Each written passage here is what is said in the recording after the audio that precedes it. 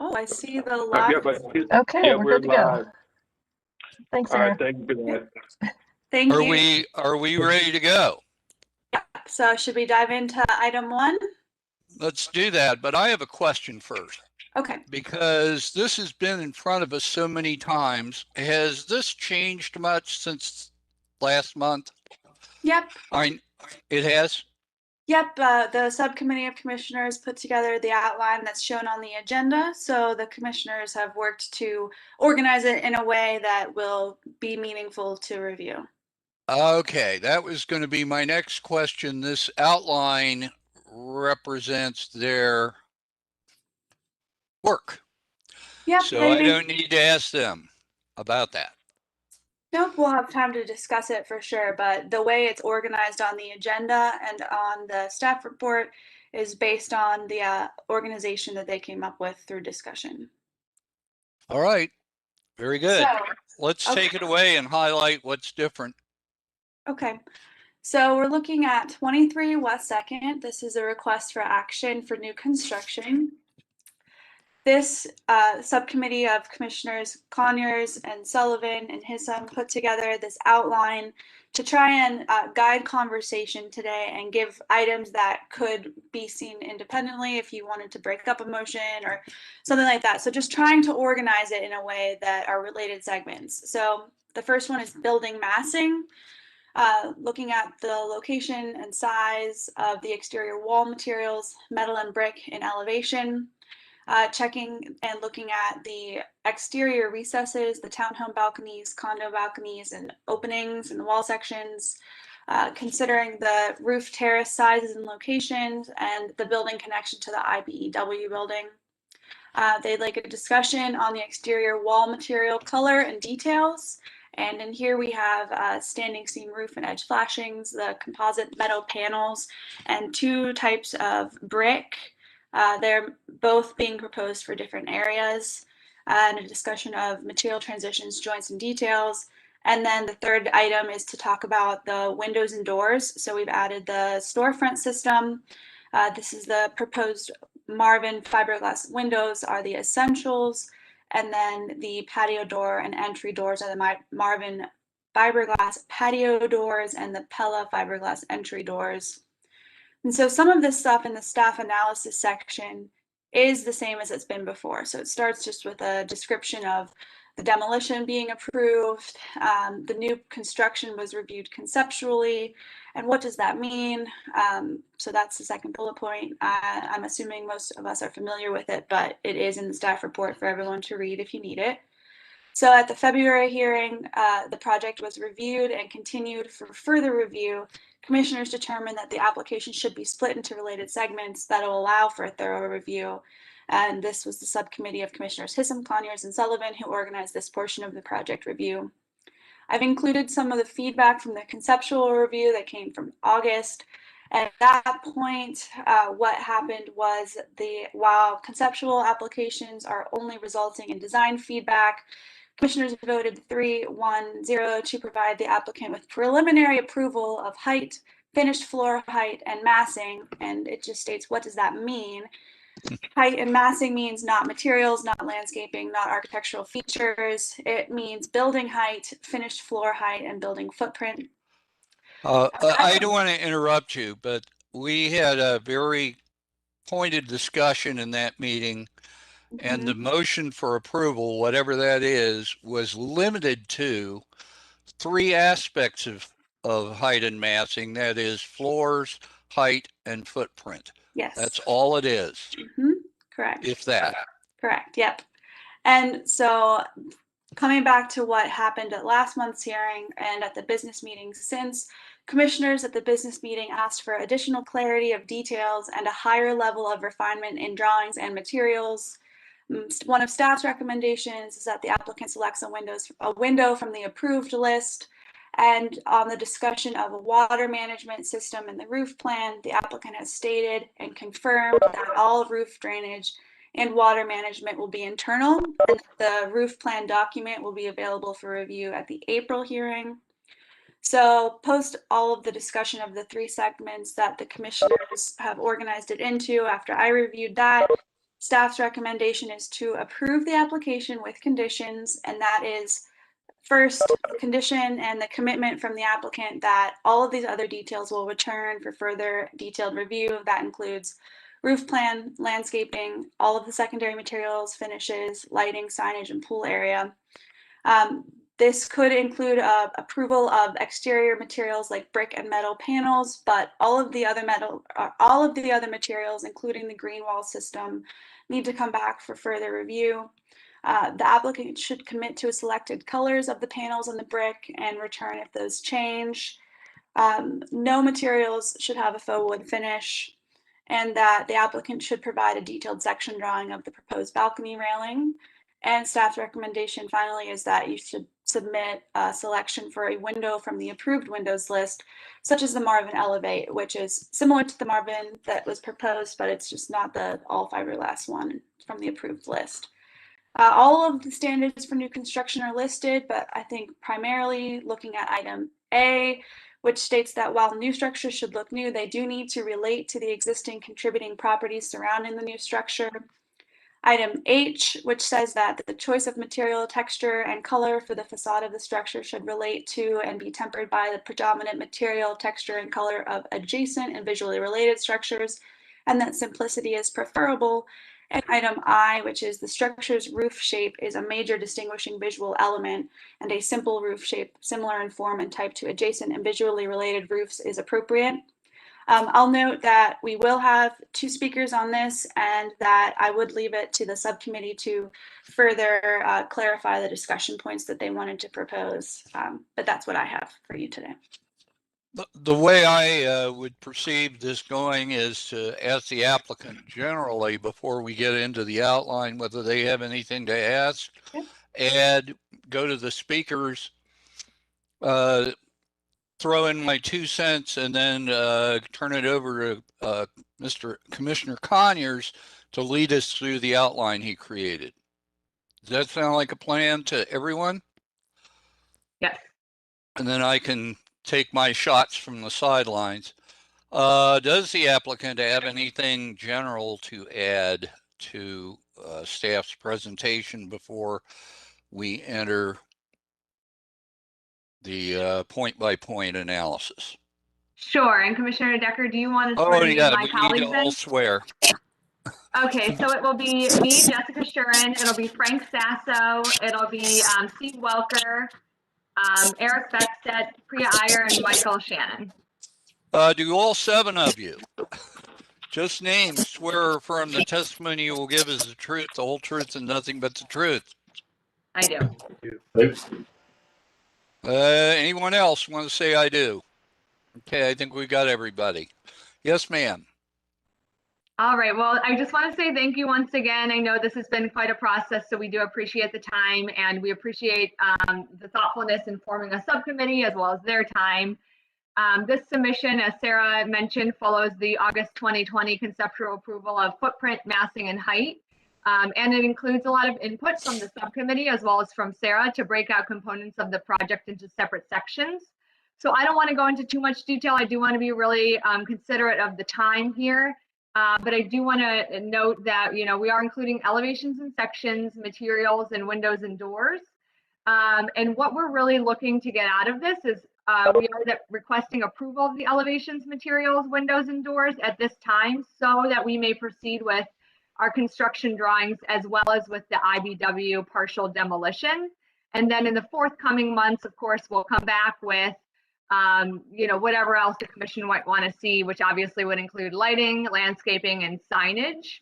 But just as a general note, I think our plans, as you can see in the elevations, have stayed largely consistent from our conceptual presentation to now. We're just including the detail that's really been requested. So I will, I had kind of prepared like I would normally to go through a lot of this. I'll hold that back because I do, like I said, want to be considerate of the time. And I know the subcommittee has put in a lot of work for the proposal. But I will say, you know, last month, I know we had talked about, oh, well, this is the presentation for the material. We're thinking about switching. We've ironed a lot of that out. So there shouldn't be that ambiguity or confusion here, which I think will be really helpful. in assessing the project and asking the right questions. So I will kind of turn it over to, I think the speakers are next, and then we can really go from there and dig into the questions once the subcommittee reviews the outline. Very good. Thank you. And whom do we have for speakers? Sarah. We have both Woods. Lisa and Very Bill. good. And as a reminder to you two and to all speakers, each speaker that has already received confirmation from me that you will be a speaker, so that's getting your speaker slip, you get 3 minutes. And so I have a timer and I will cut you off if you get to 3 minutes. I'm sorry, I just have to. But I'll let you know so you don't have to keep track of it. But yeah, 3 minutes per speaker. Bill and Lisa, do you both swear or affirm the testimony you'll give is the truth, the whole truth, and nothing but? Yes, sir. Who's I- first? Lisa, go ahead. Okay. I just once again want to say that this project doesn't fit the guidelines of the short north, and it's too big for the neighborhood. It needs to step back down. Also, there hasn't been a sun study done since this thing got bigger. Been a 35-year resident that had a garden and flower beds in the backyard that I'm not going to be able to have anymore. Also want to point out that when the city repaved Second, they put a new entryway onto Wall Alley. So I don't think they've abandoned that yet. So I don't see how you can build on top of it. I'm also still concerned about 37. It's going to be empty for another 4 years and the window at the 3rd floor is still open. That's it. Thank you, Lisa. Hey, Bill? Am I ready? Yep. You're up. All right. Well, thank you everybody for listening to us for these nigh on to 4,000 meetings about this. We have been, for those of you who are new commissioners, we have been promised since we've been going on with this for 4 years.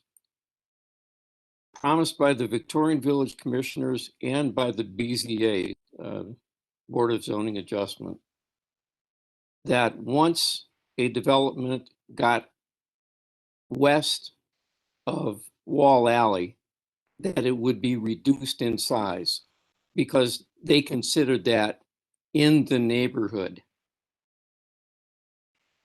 That is not being done here, even though it's been promised by both Victorian Village Commissioners and the Board of Zoning Adjustment. Whether it's legal or not for you guys, I mean, it's all recorded that all of this has been promised to us through the years, that it wasn't going to, you weren't going to impose upon the neighborhood as much as you are. But this construction goes nearly 150 feet west of Wall Alley, and it does not get smaller. However, the Pizzuti construction that is right across the street gets substantially smaller. The wood project on Park Avenue gets substantially smaller. So the only two other ones that go west of Wall Alley have been built like that. So it's a matter of you guys living up to what you have told us throughout the years. Thank you. Thank you, Bill. All right, where are we now? Back to me. I guess the first thing we need to talk about is building the massing. And for the benefit of the new commissioners, we kind of have two schools of thought about building designs, one of which holds out, for instance, the White Castle is a wonderful building, and the building at Third, a yoga on High, as a poor one, and then some of us who believe the opposite, and that the purpose of our guidelines is to make new construction as far as possible recede into the background and let the stars of the show be the historic properties. And so we can agree on one thing. I believe that the object is to make the towers on this building as far as possible disappear. And so with that introductory statement, I'll turn it over to Sean. Thanks, Jack. I mean, I just kind of want to make sure that the team kind of is aware overall. I don't necessarily want to take credit for the outline that's been put forth. I think it was an effort strongly put forth by Commissioner Sullivan, which I think was positive in terms of a kind of a fresh face or kind of a new face to the information. And then myself and Commissioner Hissam, as well as Sarah, offered some additional comments as well. So I just want to make sure that goes on record for his particular efforts. So. This landed in your lap because you're co-chair. Oh, understandable. We're not blaming you for the outline, Sean. No, sir. I'm my shoulders are big enough. I definitely will take some blame, and that's okay. I just wanted to be sure that my fellow commissioners got the credit that they truly deserve. So that's all. Thank you. I think just kind of big picture, I think it's pretty self-explanatory. I don't necessarily want to go through this holistically, and we can kind of triage, the outline accordingly and get through it. But I think the biggest effort that was kind of quoted was the thought of starting big and then being able to narrow in or focus in on details as we continue the discussion. Big picture wise is that allows maybe some of the new faces and kind of the new commissioners to be able to weigh in on opportunities related to massing that maybe potentially we might have skipped over inadvertently and not allow them to, so to speak, catch up or be able to be offered the right information to be able to make those more refinement or more minor detailed decisions. So with that being the case, like we said, I think starting with building massing, and then hopefully being able to just look at each elevation, being able to point to thoughts, criticisms across the commission. So, Jack, do you want me as chair to just kind of walk through each one and allow each commissioner to talk, or is that enough of an understanding of what we're trying to accomplish, and then being able, so to speak, you lead the discussion in terms of being able to tee up, so to speak, a roster of the commissioner's comments, or a batting order, I should say. Jack, you're muted.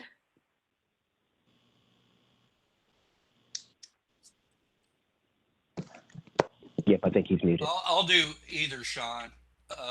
Okay. People get tired of hearing me talk all the time, so No, I think you that's may want to still lead the beneficial. discussion. If you want, I can lead it. This is a I good think that's outline. I still can go right down it. I think that's still beneficial for you to just go ahead and go straight down it. I think that would be beneficial. Okay. Location and size of exterior wall materials. And I suppose that's different than the actual compositions of materials, but basically we're looking at the faces of the building. My own comments in the past have been that if the object is to make the towers disappear, then applying brick to faces that are neither parallel nor perpendicular to the brick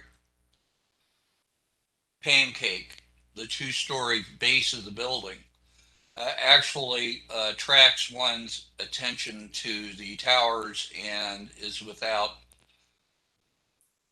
real historical precedent or support in the guidelines. But I'm one lonely voice, and I think that may be part of what that issue is about. So the other commissioners, I think, who looked at this did not have a problem with that. I still do. Let's say, if anything, new guys.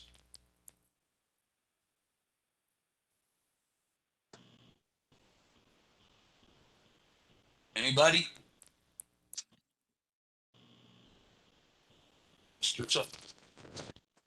Have you been able to hear me? Yeah, I can hear you, but Yeah. you're louder now.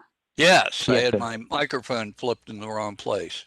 All right, any comments? Are we fine with this brick slapped onto the metallic towers, the way it's proposed? I am from the past. Yep.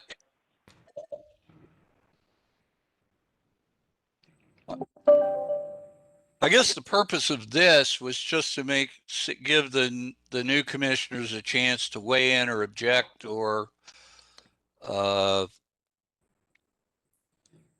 contribute whatever they wanted to the new, because the old ones have discussed this before. I like the composition of the two materials and the height. I think extending past the podium, given the height of some of the historic brick buildings in the area there, helps kind of define an upper limit that then we can transition to kind of the metal that would reflect more of the sky and start to disappear a little bit more. So if you've got two transitions, the one from the physical brick structure and then one from the brick to the, oh heck. I'm very sorry. One from the brick to the metal on the towers, but that's what bothers me. But go ahead. You're the architect. I'm just a not. I think Sean's the architect right now, but Right. So Kevin, I think he's. But you guys are professional designers. I'm a professional litigator.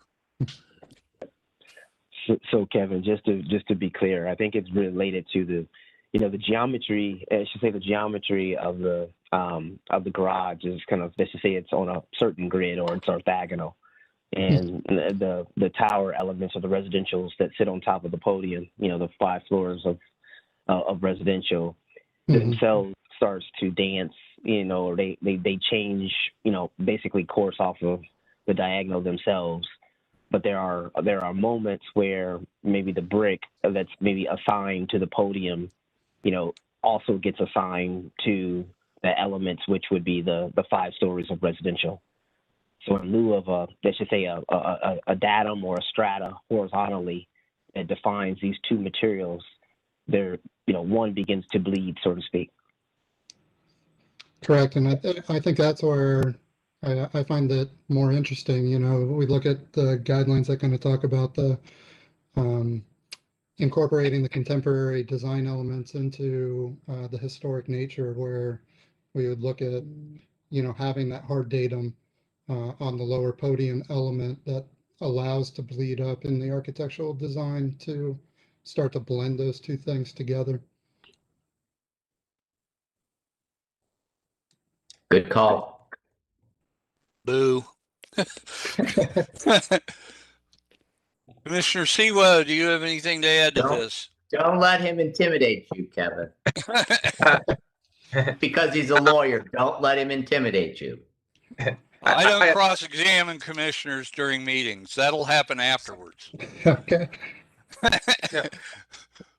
Commissioner Siwa, have you anything to add?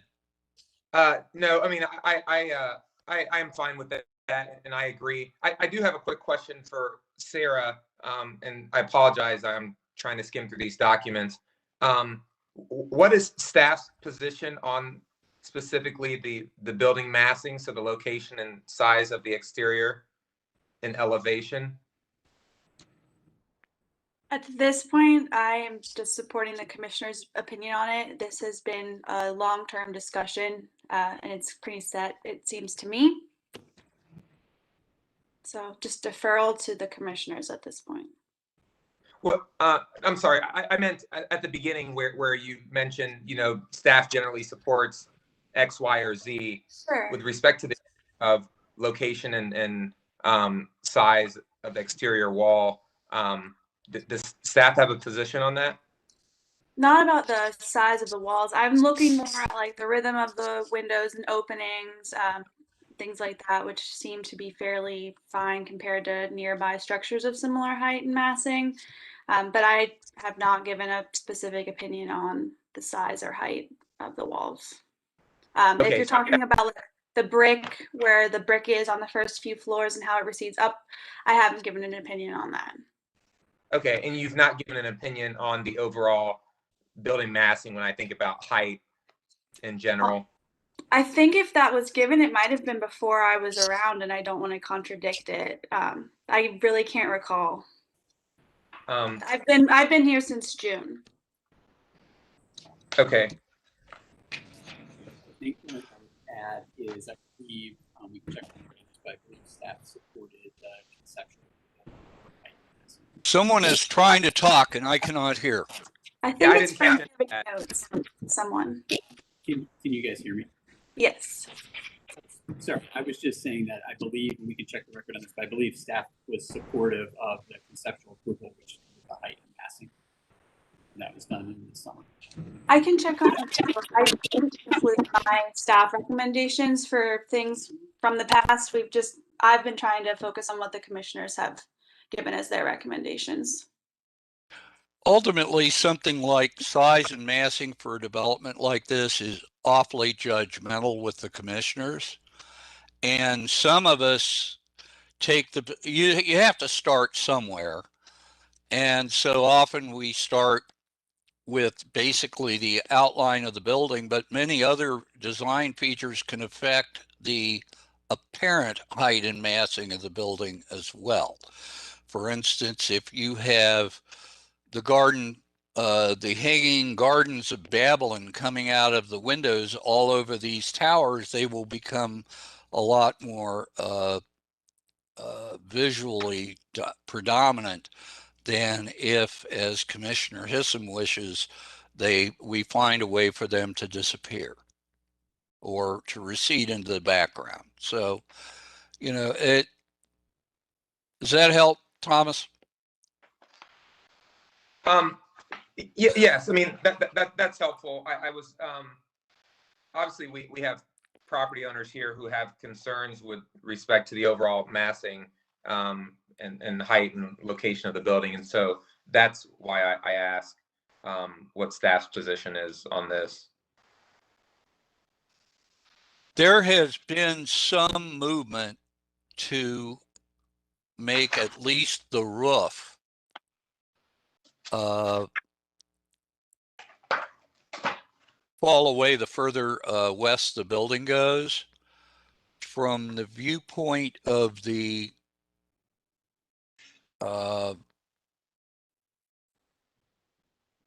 that's up on the screen right now, it doesn't. It's flat horizontal all the way across until there's just a small dip over to the west. The guidelines do say that, I don't know if they say it, but it's certainly been the expectation of some of the commissioners that the further into the residential neighborhood you go, the shorter the building gets. But we've been around and around that tree with the developer as long as this project has been before us. No, understood. I would be interested if someone is able to pull the history to understand what staff's position was in the past on this, as well as any previous commissioners.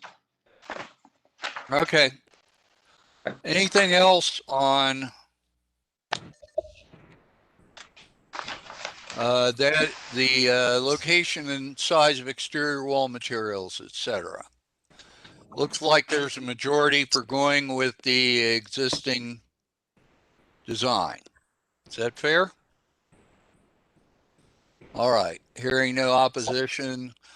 Who has an issue with location and size of exterior recesses, etc.? Anyone? So Jack and team, this is I think as we start to our conversations that we had, we were referencing some of the sections that we were provided. Some of the sections started. I think we had questions about the Price Avenue side, and if it was accomplishing some of the pedestrian experience items that were being discussed, depths of openings, the detailing of those, and so it's probably relevant to start to look at the wall sections, as it relates to some of those items. And I know that was specifically some of the focus items that, commissioners such as Aaron, had as well. So I think that's the hope for this portion of the discussion. Aaron, are you satisfied with the changes that have been made, or do you still think that we have somewhere to go?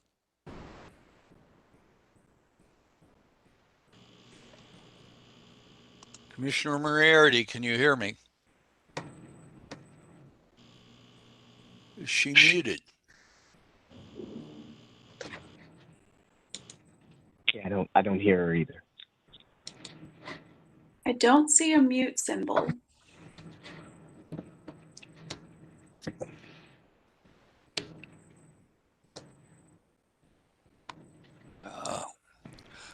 Anyone else have, we can go back to this if Commissioner Moriarty reappears. Let's do that unless somebody else has something to add to that issue. Well, Jack, this is Sean. I do have just a couple kind of talking points or just kind of discussion points, which is related to that Price Avenue side elevation. If we were to look at the south elevation, which I think is one of the first elevations, there at the parapet itself, there's kind of there's a decorative railing that separates the terrace area from the terrace amenity space, if I remember correctly, and provides fall protection there. I could have sworn it might have been just maybe an interpretation of the previous renderings and drawings that I thought that was kind of more of a brick parapet condition that might have been set back that would still provide maybe a little bit more privacy and a little less transparency to the amenity space above. But I'm the way I'm reading the drawings now, it appears that is more of a decorative rail with some transparency. And I think these are the sections that we as a group, I think we're really interested in seeing is really, how these porches and how these balconies and the parapet condition, how have those, the brick detailing associated with those, and how that experience is translated. Are you saying we need more detailed drawings of those things? Sean? I guess what I'm saying is I think when we get into materiality, I think that those things will be defined because they're not defined as of right now. Some of them have started to be defined, but I couldn't find, and I don't think that we could find a section, through the townhomes that started to offer clarity on some of those details. Apologies. Commissioner Conyers, this is Jessica. So on the balcony railing at that terrace level, conceptually, we were showing something that was more of a brick wall. It was not realistic in that rendering. So we went back and further refined it, and that's where we have this railing now. You will still see an inset back on that wall, so that there will still be that relief like there is in the conceptual rendering. And then I do believe we submitted a townhouse section. Priya, our architect, do you want to jump in and either add anything on this terrace level or add any comments on the townhouse section? Sure.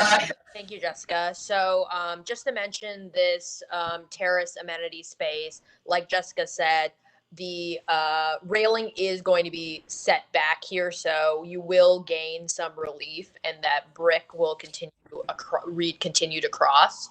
Regarding the sections, we did submit sections at the townhouse through both the entry door as well as the window that I believe should give you an idea of the insets that are occurring at the patio and balcony conditions. Jacqueline, can you scroll down maybe like 3 or 4 pages?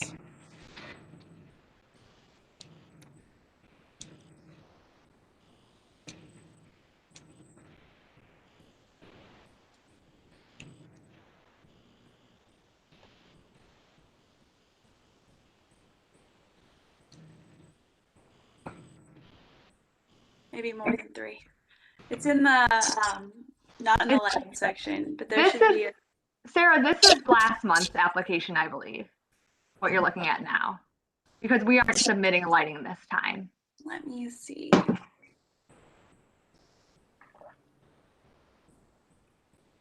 Maybe that's might be the I've issue. got last Yeah. ones too.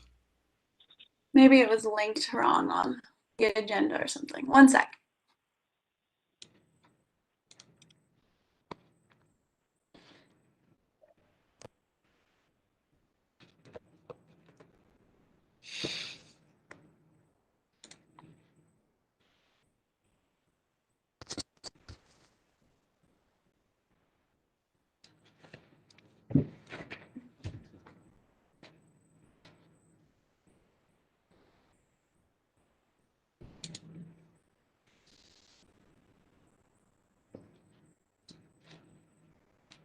Okay, let me get the document updated. If there's anything else you can discuss in the meantime, I will fix it.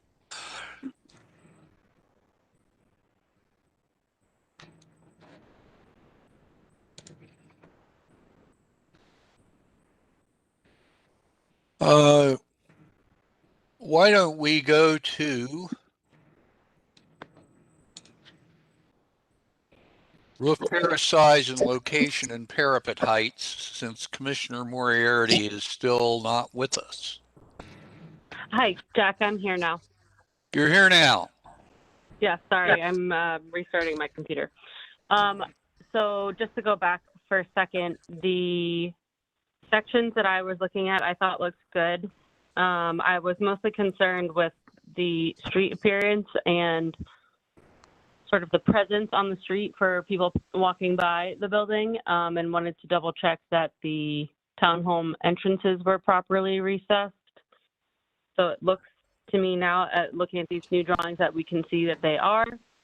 I was wondering if potentially Jessica or someone from the team could talk to the sort of like amenity zone that happens on the western side at the ground level. I don't know if that is part of the packet that you wanted us to look at, Jessica, or not, but I was looking at the sort of photorealism site plan, and it looks like there's maybe bike racks or something. There's what? Bike racks along the western portion on the ground level. I was just wondering if you could talk to like the site programming there. Sure, and I will defer to Priya on the bike racks, but at this southwest corner, we will have our building entry. So the entry for our residents. It'll have our lobby and our mail room, and then obviously the elevators to get up to their units. And then on the second floor, at this corner, as well as the third floor, we'll have additional interior amenity programming. Priya, are the bike racks located on that corner? And these bike racks are code compliant for the city. We'll also have bike racks within our garage that are secured. But this is to be compliant with the city's code. So Priya, are you able to let us know? I do believe we have some bike racks, and again, there's some flexibility in that, but I think that corner is where we were looking at adding some bike racks, just to be interactive with that amenity space over there. So yes, I do believe we have some over there. A visitor amenity for cyclists who want to drop in. Yeah, they've got a friend. They need to pick up their cyclist friend to hit up the trail. And again, like Jessica said, this is something to be code compliant with the city, and help kind of engage that space. All right. Does Okay. that resolve your concerns, Commissioner Moriarty? I believe so. Thank you. I just wanted to clarify what we were looking at there. Thanks. So Commissioner, okay, are we done now with the recesses and so forth? Do we need any more information? Later on, we're going to need information about the railings. Okay. Because I Uh, didn't see a section or any information on that submitted. And Priya, can you speak to that? Because I believe they're going to be like shop fabricated, correct? So the railing itself, yes, would be a shop fabricated painted metal railing. So that will be the material of the railing itself. And I'm not sure if you were still asking from a section standpoint about where that railing kind of, but we did submit some sections and specifically at those townhome areas. I think it's A5.21 and A5.21A. Whenever Sarah gets that information updated, that should show all of that information. It should be updated on Box if you relink it, or like the link from the agenda should have the correct document. And sorry, I might have missed this because I was thinking about updating the document, but I was also asking as a staff recommendation for a section of the balconies at the townhome specifically to be submitted for further review from staff or a subcommittee in the future. That was one of the staff recommendations. Right, and I believe that is something that was submitted with it. The balcony condition? Correct. Yes. Oh, okay. I haven't seen that yet, so I'll have to look. I specifically like when we're looking at a front porch, we'll often ask for like a section that shows the railing and its height and its connection. So I'll have to see if we have that. So we have a wall section on A5.21A showing the inset at the ground level and the balcony. Right. And so are you asking for a detail of how Yeah. it works? A detail just showing the actual balcony. Like the item itself, like the railing. And I believe, again, I think we had provided some information on the attachment to the balcony, but we can, if needed, can provide more detail or maybe a larger detail to give that information. Commissioner Sullivan, did that answer your questions at this point? Yeah, I think at this point it does. But yeah, I think to Sarah's point, at some point in time, a detail would be useful as we're coming back. I think some of the past projects have told us that we should err on the side of having too much detail rather than too little. Does this format allow us or let clients share information on the screen, or is it only what you have, Sarah? That's up to commissioner discretion. Generally, we have staff just sharing what staff has like reviewed ahead of time, just because it's a public meeting and it's streamed live. There's a certain level of like just making sure we're showing appropriate things, but you're always allowed, if you want to, as the commission, to let someone screen share if that's So it would be, Priya, could you share those details? Yes. Is that okay with the rest of the commissioners? Yes, and I think going forward, I think Priya probably knows this set of drawings better than anyone. So to allow her to just flash up here what seems to be germane probably will move us along more quickly. Agreed, yes. Thank you. Let's do it that way, unless somebody objects. Okay with me. Thank you. Let me pull this up here.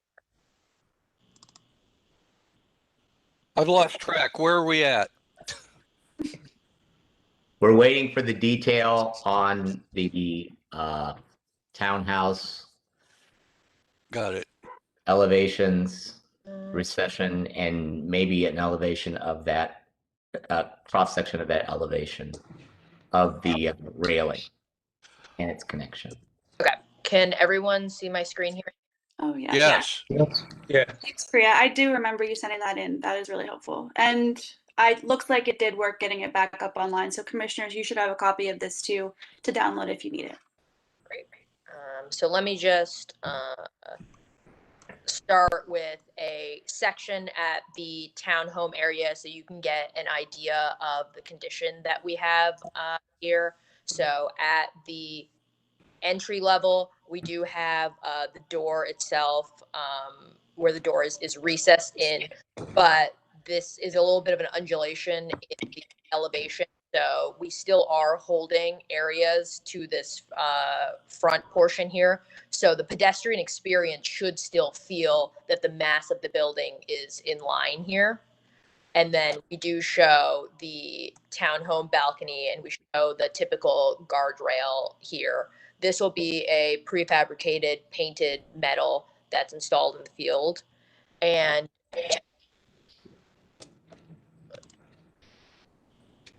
give you an idea of the detail of the balcony, and I apologize. I don't think we're showing the attachment of the railing itself, so that is information that we're able to provide. But this just gives an idea of the makeup of the balcony. So you'll have joists that come in and then a decking that sits on top of those joists. So our railing would attach into the joist and into the decking here. And that's something that we can give a blown up detail of. All right, are we good? Yes. Any objections? We move on? So just, hey, but before we move on, I think that, I think that that's one of the biggest things on a lot of these multifamily, or kind of projects or mixed use projects is the success in detailing the balconies. And so, being able to have a finished underside, is that underside of that deck finished, that porch, what is that fascia, what is the fascia condition, its material, what is the underside of that if it's finished, what is that materiality?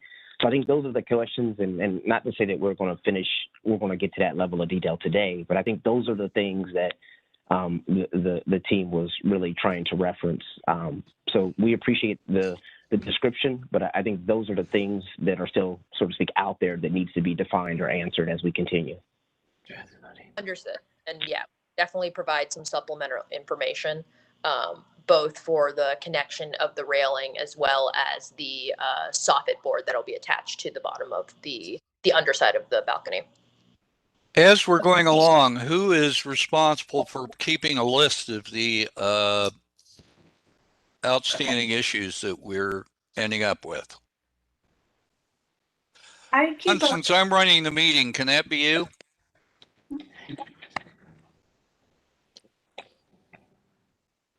Commissioner Conyers, are you there? Yes, sir. I didn't know you skipped out, but yes, sir. I can help with. Can you sure do that just to make keeping sure notes, but that yes, sir.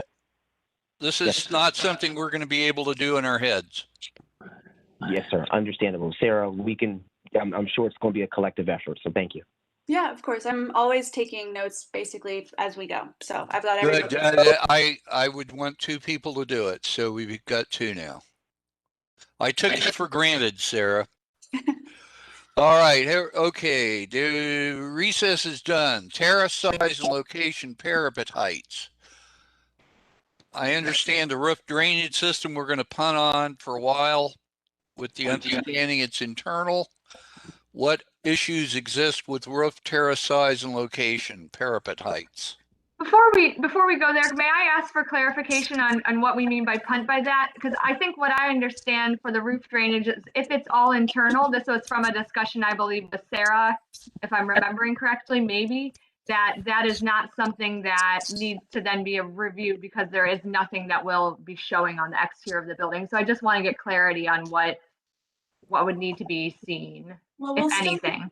We'll still need the roof plan that you'd said you can have for April. So that's correct. my understanding of what will continue to come for review is what the roof will look like and in plan. Oh, correct. If that's what we're talking about, yes, we will have that for April. There is no such thing as a completely internal water drainage system. Water has to get into the system somehow. So we're going to need to see something. But right now, it seems to me, A, you aren't finished with figuring out what it is.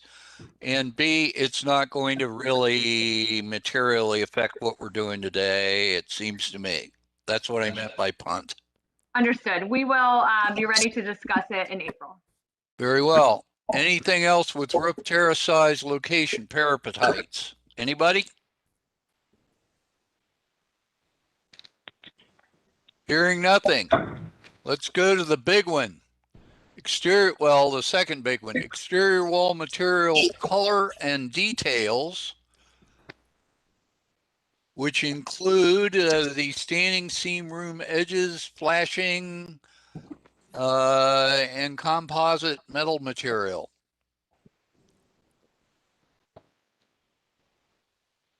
What is the current proposal? The last time we'd heard from the applicant, we were talking about using material that's to be found on Uncommon at King and High. That's correct. Also at Fourth Crossing, and a project in Cleveland, which we have photos that we submitted. So it is this, what's called a bright silver color. It's Omega Light is the manufacturer. And then on the insets of the balconies, we will have a darker color. It's called gray mica. It's just a bit darker of a gray. And those are the primary colors. And we are suggesting for the 7th floor roof terrace on the southwest portion of the building, a product called Renovation, and it is like a French walnut look, just in that small area that is largely, it looks enclosed. If you're looking at this image showing up on the screen, it's a largely inset roof terrace there. Correct. Just to clarify on the roof terrace, because I think there was a comment about the parapet heights. In elevation and from what you'll see from the street level, you won't really be able to perceive that there is a terrace truly up there. It's not something that's open and it's not like a sky deck. It's something that's walled in on all of the sides, just to be clear. So that Rainabond material that we're suggesting is for essentially the internal portion of that roof terrace. It is open to the sky. And I apologize, that roof terrace is on the southeast corner, and I said southwest mistakenly. But So in where the, go ahead. Where you're looking at that section that's on the screen there, the 520, I guess what is the lowest point there when you're at that southwest corner? You're saying that it's always going to be at a visible angle, that the wood look would never be visible from the street level? The southeast corner, yes. We might want to go to the elevation there, but because that so we section can is see. truncated there. There's no Yeah. dimension on that. If we go back to one of the original submission, that elevation should show that information. Yes. How high is the parapet wall up there? Is that 5 or 6 feet high, something like that? Rita, can you address that? Yeah, so if you zoom in there, it'll give you a little bit of an idea of the roof height, but we are, I believe,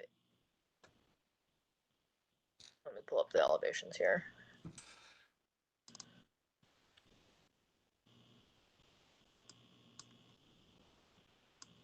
Because we do have a 5 or 6 story building across the street. Yeah, I think the low point of that roof line is about 9 feet. Yeah, approximately 9 feet to the lowest point of that slope. So you're going to need to be substantially above the plane of the roof to be able to peer down in there and see your inappropriate wall material. Correct. Yes. Anyone Correct.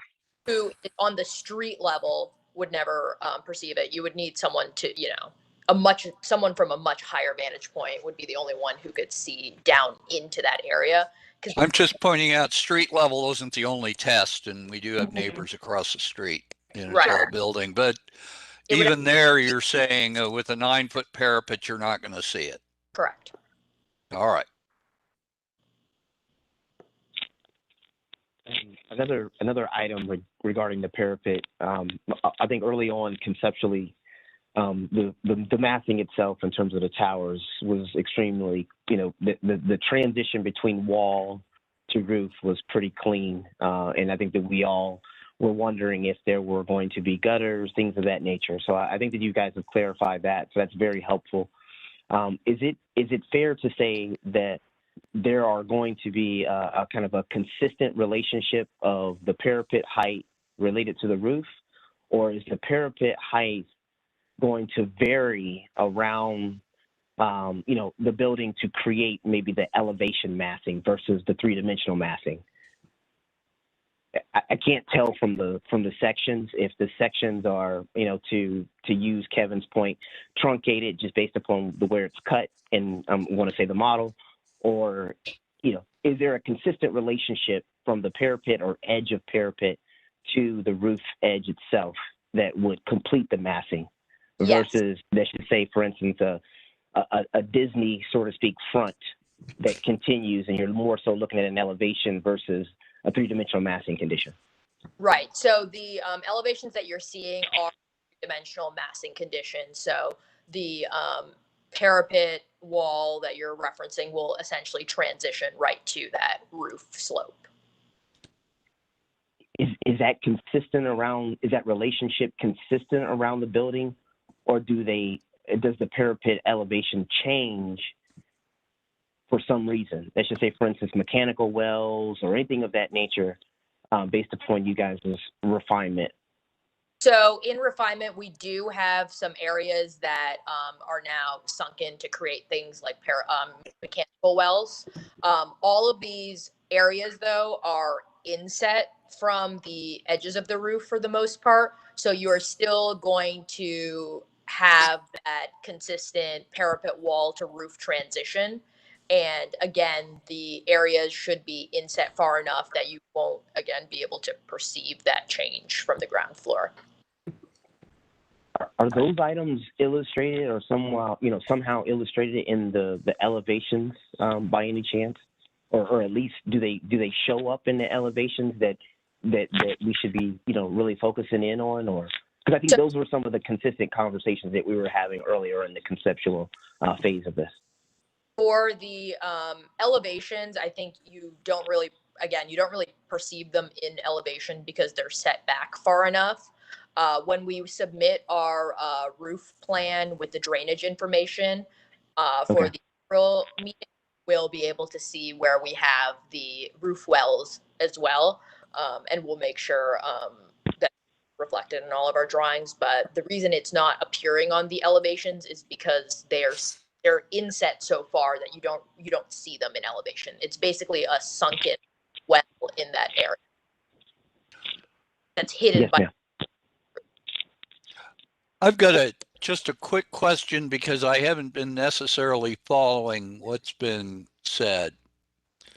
But I'm looking at a drawing right here which shows what appears to be an exterior vertical wall that extends above the end of the roof. So it's sort of like a stop gutter there. Is that what I'm supposed to be seeing? So we have refined this a little bit more for the detail in and of itself. And for these sloped roofs, there won't be so much of a parapet wall there. The framing will, and we've been working on this from a structural standpoint, the framing will essentially come into the top of that wall. The wall and the roof transition will be more seamless. And we'll just have a small, almost trench that runs around that perimeter where the drain will sit in. You'll need something to form that trench, but it won't be nearly as tall as you're showing on that drawing. Correct. It'll be much more shallow. It'll be more like the depth of a cup. Got it. Thank you.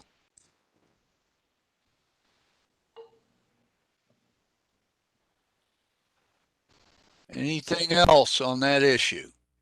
Or at least the roof and edge flashings and how they intersect.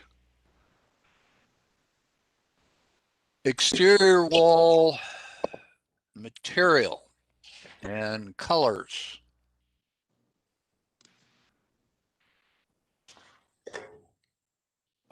I remember making a comment that the building as prominent as White Castle was no place to experiment with new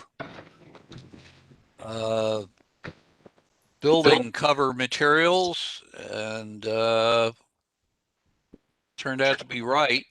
Of course, to make these towers disappear, we have to do something novel, but we need to be very, very careful that this is high quality stuff. And Commissioner Decker, we completely agree. And Brett Kaufman, that's a very, very important thing for him. And that's partly why we did switch to this Omega Light product. It's something that we can see in the market that has been around for a little while now, so we can see how it wears and ages.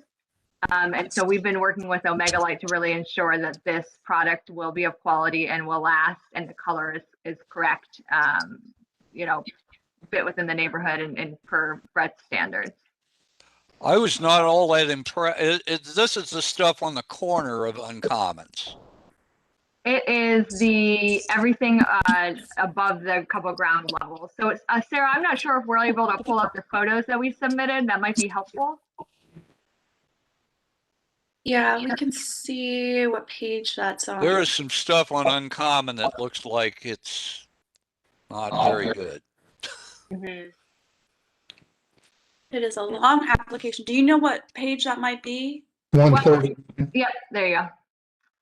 So that's the one, that's the project in Cleveland, and then there is the Fourth Crossing in Columbus and also Uncommon. So I'm not sure if it's preceding or after this page. But it basically looks like what's here at the corner in the foreground of the picture we're looking at here. This one, correct, yes.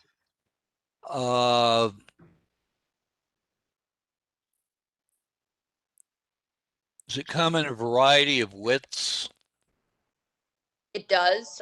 Typically, the 4x8 is a panel size that's pretty consistent, but and that would likely be the type of panel size we would have on ours, just so we're showing so many seams. But there are some slightly larger panels. 4x8 is usually the most common. So it's not like one long continuous vertical panel. You've got to stack them up. Correct. Correct. And here, By any chance, I'm sorry. Go ahead. Go ahead. no. Go ahead, Sean. gonna ask I'm in waiting for terms of- somebody to say something intelligent and filling space in the Uh-oh. meantime. Go ahead. No problem, sir. Well, I'll try to fill some additional space then. As far as looking at the elevations themselves, when you mentioned the panel sizes, is the elevations themselves reflective of being able to accomplish the reveals and the panelization that's being shown with the 4x8 module? Maximum module, I should say. I'm sorry. So yes, and the panels are able to be cut down from that 4x8 as well as needed, but the elevations do show on there. Okay. Good. And I'm only asking just because, let's just say, for instance, if I look at, maybe some of the West Courtyard elevations or something like maybe the A424 sheet, you start to, some of those upper floors, that panel seems a lot stronger than 8 feet when it starts to marry up to, the anticipated floor of 9-1 or something of that's being shown. So that was the only reason. So I think if you look at those upper floors, some of those panels look a little large, and not necessarily saying that's a negative. I was just only pointing that out to just try to understand the application of the proposed product. Understood. Yes, and we will take a closer look at that. There are taller panels as well, and I believe that information on all the different panel sizes included in the brochure we provided, but we can take a closer look and see how it works out, especially for this area above the windows into the roof where we have more of that metal panel. I don't know what real designers think of this, but when I look at this, I see sort of an extrusion. So I would want to de-emphasize any horizontal lines that I could and emphasize the vertical seams. Am I imagining things? But do you plan on having these seams be the same for the vertical and horizontal joints between these panels? Yes, between the horizontal and vertical, it's a tight fit joint system. So the two panels will sit with just a very small joint in both for horizontal and vertical. On the application at King and High, I see there appears to be some sort of,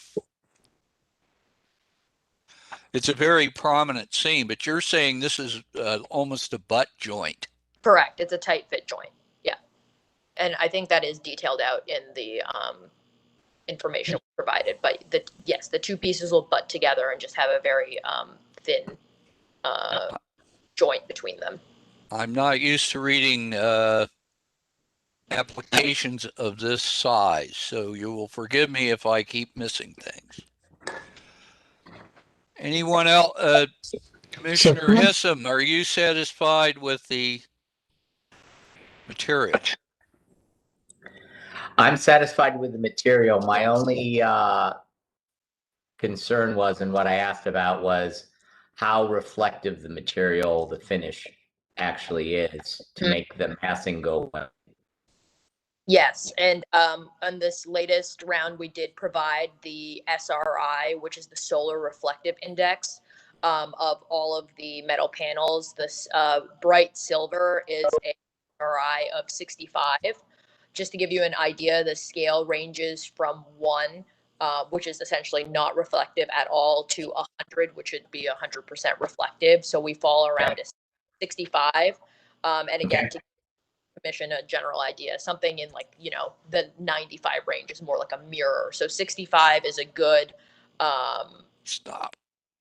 has a good ability to give off some light and give a little bit of airiness, an airy feeling to the higher portions of this building to make the elements, disappear like the commission has discussed, without creating a glaring effect. Okay.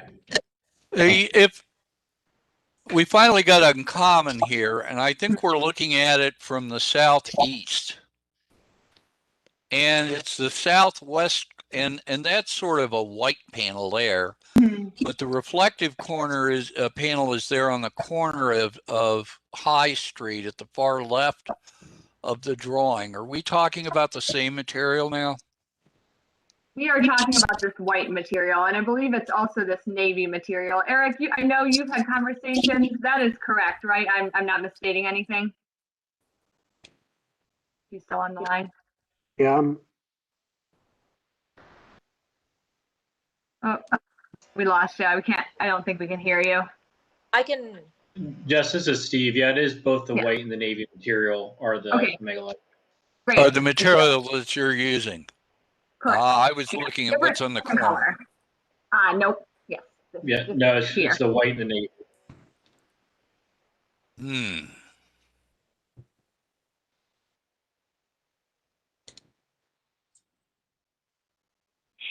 So, with this particular material, was this material selected just based upon, performance or thoughts or cost, or what led to this metal panel, so to speak, rising to the top? All of it, really, to be transparent. I mean, we all know material costs are just crazy right now, so that was a consideration, but we also needed something that would fit within Brett's standards, which are very high, as you know, and also perform well. So we wanted something that we're going to be proud to own in 10 years, and we're not going to have a ton of warranty issues or a ton of issues with it. It's going to wear well and hold up well, and so really we did take into consideration all of that when picking this material. It's helpful to see it locally. It's been installed now for a few years locally, but they've been around for a while longer, so we've been able to work with them to ensure that we're getting a color we like, and the product is going to be long lasting. Okay. The only reason I ask, and you can kind of see it in the image, and the panels that we're looking at are a lot larger, and so just the ideal of oil canning, things of that nature. This system is more of a riglet system, so you have a perimeter riglet, and it's a flat panel that so to speak slides, into place as a kit of parts. So didn't know what that application would be once we really start to apply some of the constraints that this system has with the larger panels, and what that yields, and just didn't know if, another system, so to speak, within that Omega Light line, a route and return, a dry fill, something of that would, so to speak, marry some of those economics, but with a system that may be more in alignment with what's being accomplished via the vision. Steve, I don't know if you have anything to add, or if I've kind of covered it generally. Yeah, I think that's with working through with the submission with Omega Light that's what really limits them to the size panels that they're recommending of that 4x8 sheet is the maximum width, is to keep from having those oil canning issues. We've had those, it's always a fear of ours as well, is when you go to a metal panel, and that's part of the reason we went to this Omega Light, is a heavier gauge aluminum product that is shop painted, so that it has a longer lasting finish, and all the trim material as well is out of the same aluminum material, so you don't have dissimilar materials that may rust and corrode over time, is something that really sold us on it. Commissioner Hissam, I'm still having trouble processing this because I thought you were going for a semi-reflective material that would reflect the sky or whatever else was an ambient condition. And this white material is basically a flat painted. So Jack, what I understood she said is they have differing finishes on this, and the finish that they're using is from a scale, 100 is a mirror, their finish is 65. I don't know what the finish is on the common. Right. Okay. Yes, correct. I do not know what the finish on Uncommon is, but ours will be more reflective than that. Theirs is fairly flat, as is the fourth crossing. Just Got to be it. clear, So I need to add everything in here. I think we probably need to see some samples of this, wouldn't we? We have samples. I'm happy to get them. I know Sarah and I have talked about the logistics behind that being a little tricky with everybody at home. I mean, I'm happy to circulate them if there's a way we can figure it out. If we had a way to put them at a central location downtown and could somehow get into the lobby of the historic preservation office without infecting your whole staff, Sarah, that would be wonderful.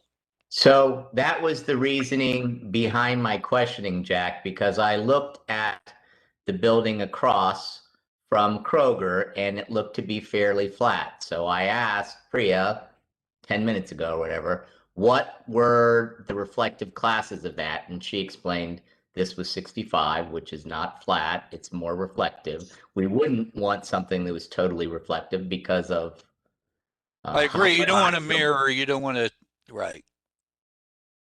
Jessica, I agree with that. I just need to see how it works out in practice. Okay. I think you probably do too, or some of the commissioners might want to. it may be helpful for us to also provide what that reflectivity number is for the buildings in town that we've referenced, so that you can see if those happen to be a 40 and we're a 65, let's say, to give you an idea of what that difference would be, because the white is much lower on that scale than what our silver is we're proposing. So that'd be something easy, I think, for us to get and be able to provide to you. Sure, absolutely. Do you have any videos of the product that you could provide us with, like from different angles and different lights?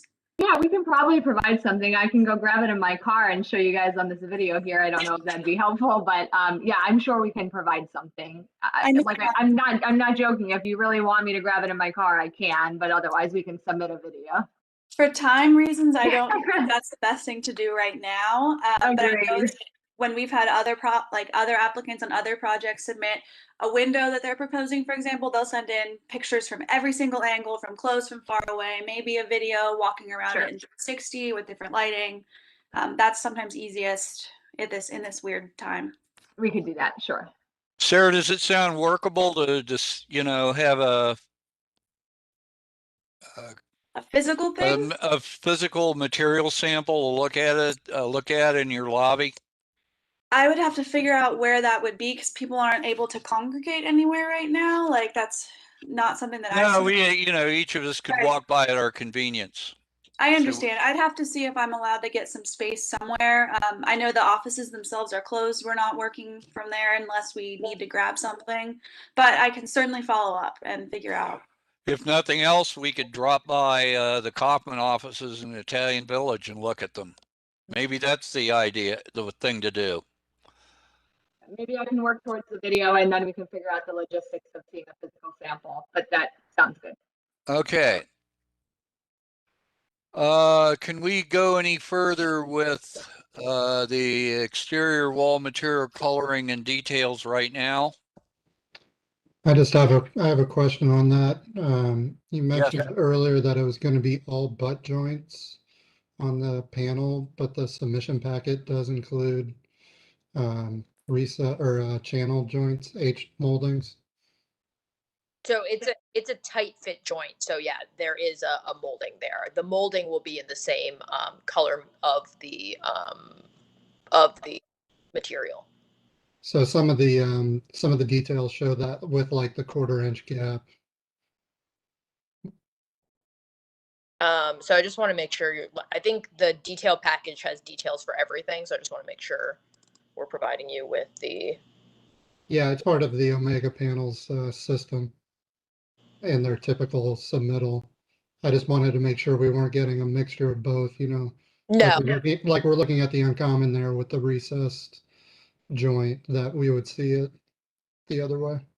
So no, we won't have a mixture of joints. There will only be one consistent joint for all the horizontals and verticals. And that joint would be, again, not have a flange sticking out like Kevin mentioned. It would be a butt joint. Well, there will be a molding there. Yeah. There will be a molding. Got it. Think of an H, Jack, and you got the panel on both sides of your H. Correct. I understand. That molding will be in the same coloring of the panel to blend in as much as possible. Okay. But it's still going to give you a little bit of relief, a 1/4 inch or whatever. Yes. And a small shadow. Yeah, and that's an architectural detail that we do want there to start to break up the elevation. Thank you. Just want to make sure I was understanding that. Yeah. All right. Brick, any issues with the bricks? Other than where they are, and I think I lost that one.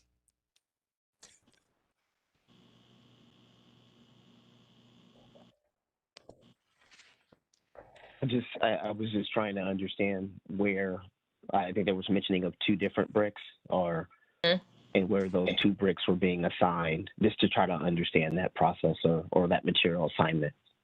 Okay, so the D43 that I think just got scrolled by is our typical brick that's on the entire building. The custom blend that we're wanting to match this Windsor Park that again just got passed, that was going to be on just a small portion of banding. We have a little bit of spandrel at the garage areas that we're wanting to just highlight with a slightly different blend. So I think on the north facade and then on the west facade, we have some banding there that we would include that at, but that will essentially act as a accent highlight, and the entirety of the rest of the building will be in that D43. Okay, Sarah, can I ask actually not ask a question, basically say, again, I have a hard stop at 6, so where are we in the process? We are about 3/4 the way through Coppin, but an hour and a half into it. Staff, what do you think we ought to do in terms of continuing with this, turning to the remaining applications? Do commissioners have any confidence in making any votes based on the things we talked about first, like the massing or location of exterior recesses, roof terraces, just something we can start to move forward with the things we've already talked about? I'm gonna oppose taking a number of votes. The project is either appropriate or it isn't. Traditionally, we pulled out things that are clearly several, like lighting and landscaping, but I would like to take one vote. It's clear, I think, what our consensus is as to most things, although I think the siding material is up in the air, and there are a few other things that are up in the air right now. So Yeah. I don't see any way we take a vote today. So my one thought was if you could separate the windows and doors. So we haven't reached that point yet, but if commissioners would be comfortable looking at the elevations and the openings as one piece of a puzzle, and perhaps the materials, but I understand that there seems to be some more information that needs to be coming for the panels. So maybe that's just the brick for now, but it's something, you know, even if it's not in some what we've looked at. I understand your point, Chair. I think it's real clear where the consensus is and where the outstanding issues are without voting on it. I would request. But you know, is staff comfortable continuing until 6 o'clock, 7 o'clock? And are the remaining commissioners, other than Commissioner Hisson, comfortable continuing that long? I can stay for the full 3 hours. Is there anyone who cannot, other than Commissioner Hisson? Commissioner Conyers is a hard stop at 6 o'clock as well. That would give us 1, 2, 3, 4 for the remaining 7. remaining applications, which is a quorum. Yes. Let's keep going a while with the and see how much further we get with our Coppin project, knowing that we have an hour to handle the other 6 or whatever it is. 7. And commissioners, I would 7. just, I believe at the last meeting, we did discuss with the subcommittee being able to break these out into separate approvals. So I would just like to understand from Commissioners Hisson and Conyers if that was there, and Sarah, I suppose if that was their understanding as well. I think that would be, I understand Commissioner Decker, your perspective and why you suggest that. For us, it would give us peace of mind to keep moving forward on these items and then to be able to focus specifically on the couple items remaining. And then also, you know, we could do potentially conditional approval of the materials, assuming everybody can see the physical samples or a video, and be okay with it in that way. So that would be our request here at Kaufman. I think it's best to see how much more we can get through before talking about changing the way that the commissioners are comfortable with voting on it. Okay, sure, absolutely. All right, so where are we? Do we have any issues with the bricks, dissimilar material transitions, joints, and details?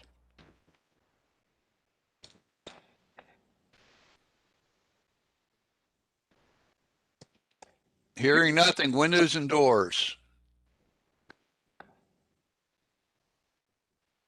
If I could add to the windows section, have you guys considered just selecting the Marvin window that is on the approved list? And if not, can you explain why you need to use the essential? So yes, so the essential and the elevate, as we understand it, are the same on the exterior.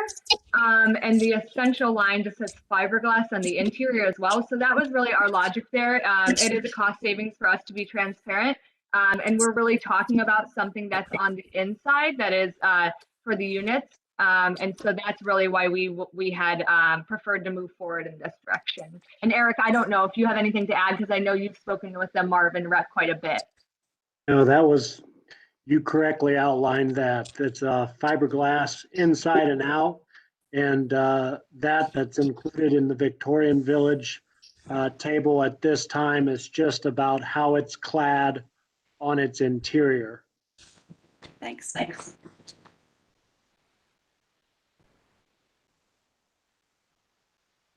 That answer your question, Sarah?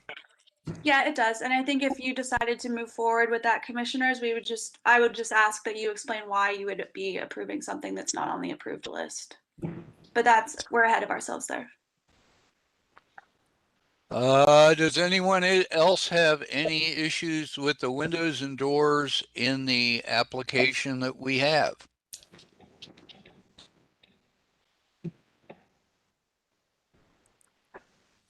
No, this is Commissioner Conyers. Just a thought about being able to at least narrow down the selections, in terms of what those decisions are going to be. That would be the basis of maybe the vote or the ask. And then if there was a need for a change in the future based upon, bidding environment, things of that nature, then, the team would come back to all of us to deal with those items, individually. And yes, just so to jump in and to clarify, we do have the windows selected we have the line selected for the windows and the doors for the Marvin lines, and that's highlighted packages. Correct. Where, you're showing them to us. So this is the full package, but if you scroll down, I think we've highlighted specifically what we're the finish that we're looking at. There appears to be a great deal of extraneous material here. In both instances, yes. So they're an ebony or a black in color.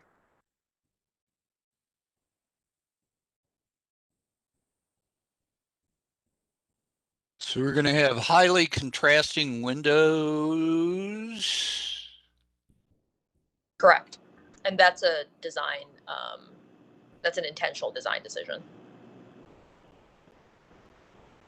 I would imagine. Just to be clear, the balconies are inset, and those have the darker gray material on them. So the windows won't necessarily be contrasting to the material in certain areas completely adjacent to them. So it's just a play on the contrast. In certain areas, this will be sitting on the bright silver, and in certain areas, this will be sitting on the gray mica. Would make sense.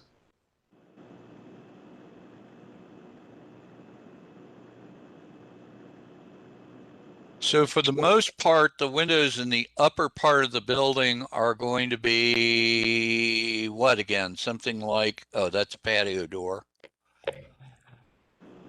Just basically a fixed.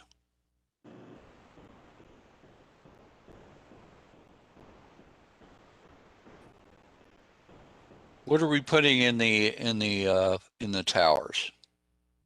Yeah, so we have both some fixed windows as well as some 1/1 windows.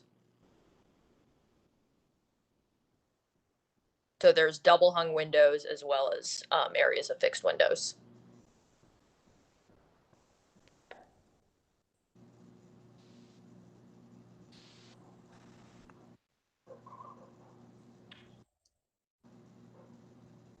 Anyone have any issues with the windows? Nope. No. You're good with contrasting windows that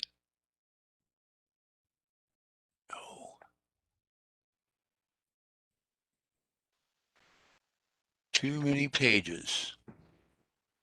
My computer is choking when I try to find my own. All right, so we don't have any issue with the windows, right? Correct.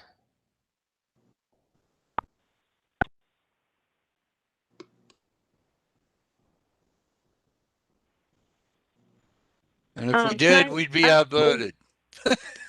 All right. Before we punt on the windows, since the elevation is up, Priya or someone, would they be able to just highlight where the variation in window type would be related to the tower, if possible? Sure. So here, I think for the majority of the windows that are being shown, we have this 1/1 kind of condition, that we have a double hung window. In certain areas, and again, we've tagged all of these windows and provided the window schedule to give you a little bit better of an idea. But there are some windows that, like you see on this page left portion, we have a 2/2 window there, where again the bottom would be operable, so it's still going to be double hung, and we have some fixed storefront in the level amenity spaces. Thank you.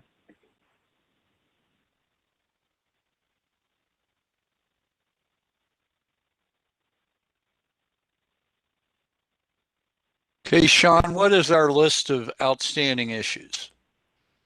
Okay. Not a problem. All right. Sarah, I'm going to give it a go, but you make sure that you follow up with a nice slam dunk here. So on the south elevation, there was a discussion, some commissioners' concern related to the new transparency to the amenity space at the rail condition that used to be kind of a step back parapet. So that was outstanding. I think we were looking at the elevations. Let me get back down here to roof terrace. Later on with the roof drainage, that would be followed back up with more of a definition through a roof plan. But as part of that, I think additional information related to the mechanical wells will be illustrated. And then I think Priya mentioned a little bit more clarification given their refinement of the transition from the wall to roof detail. That would be kind of part of that future packet. I think that the composite metal panel, I think that there was some thoughts and that were expressed related to taking the system and the system that's being selected and apply it to the elevations to understand the impact if it starts to change it based upon panel sizes. The reflectivity of the material was identified, but they were going to propose being able to offer some additional information on the SRI for the existing facilities that are being proposed as maybe like structures to be able to understand that reflectivity physically. See here. Maybe there's a need to, or at least as part of that process, look at an alternate potential system, meaning a potential alternate system from Omega Light. But that again is defined based upon the panel constraints as it relates to the vision as well as the manufacturer's details. Review opportunities of seeing physical samples. I think that there was a possibility of a video or something of that nature being shown or shared. And if there are maybe some opportunities with the city themselves of being able to allow us to stop by individually if all possible, or maybe an alternate arrangements, but those will be looked at. Or the developer, or Coppin, they've got a convenient place in the neighborhood that we could go look at it, I suppose, one at a time. Yes, sir. As far as the brick, the only thing that was, I think there was a great explanation about the brick in terms of its assignment. And so maybe on the next round, maybe a clarification or at least an understanding of where those two bricks, are identified. And they may be on the drawings, and I apologize if it's not. But that was just one of the items that was at least commented on it. And then on the windows, I think that there was no concern on the windows manufacturer with the understanding and the clarification that the only difference of the Marvin is an interior materiality, but an exterior presence, the amount of daylight opening, things of that nature, and its profile is consistent to what's on the approved list.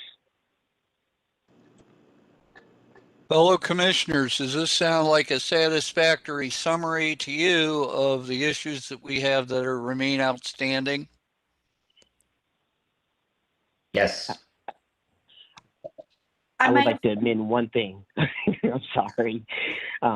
I think it relates to the additional information regarding that we had related to the balconies conditions, where Mrs. Moriarty, as well as Commissioner Sullivan, had just expressed in terms of the detailing and what that pedestrian experience and all of the details related to the balcony conditions and what that looks like. I think that would be furthered as well.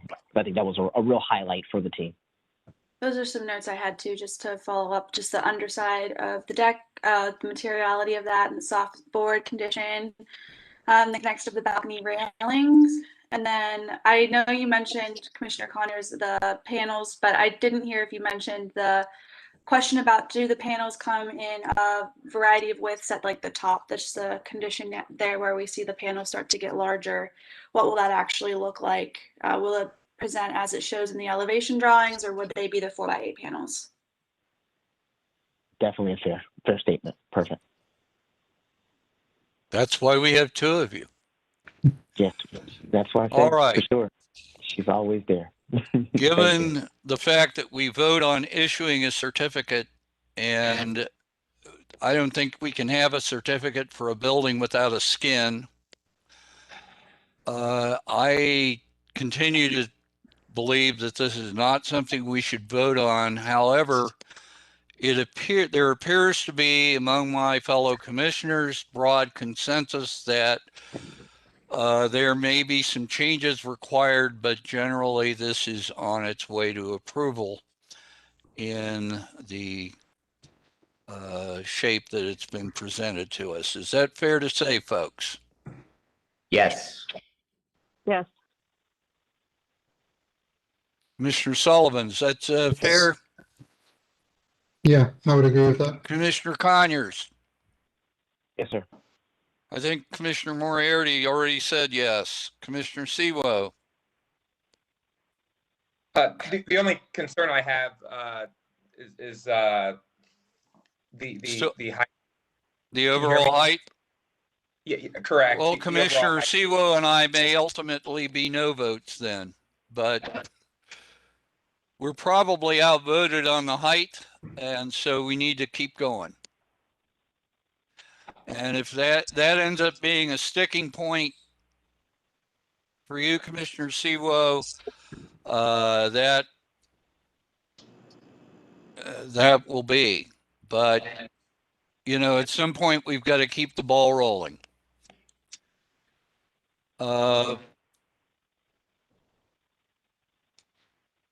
Anything else?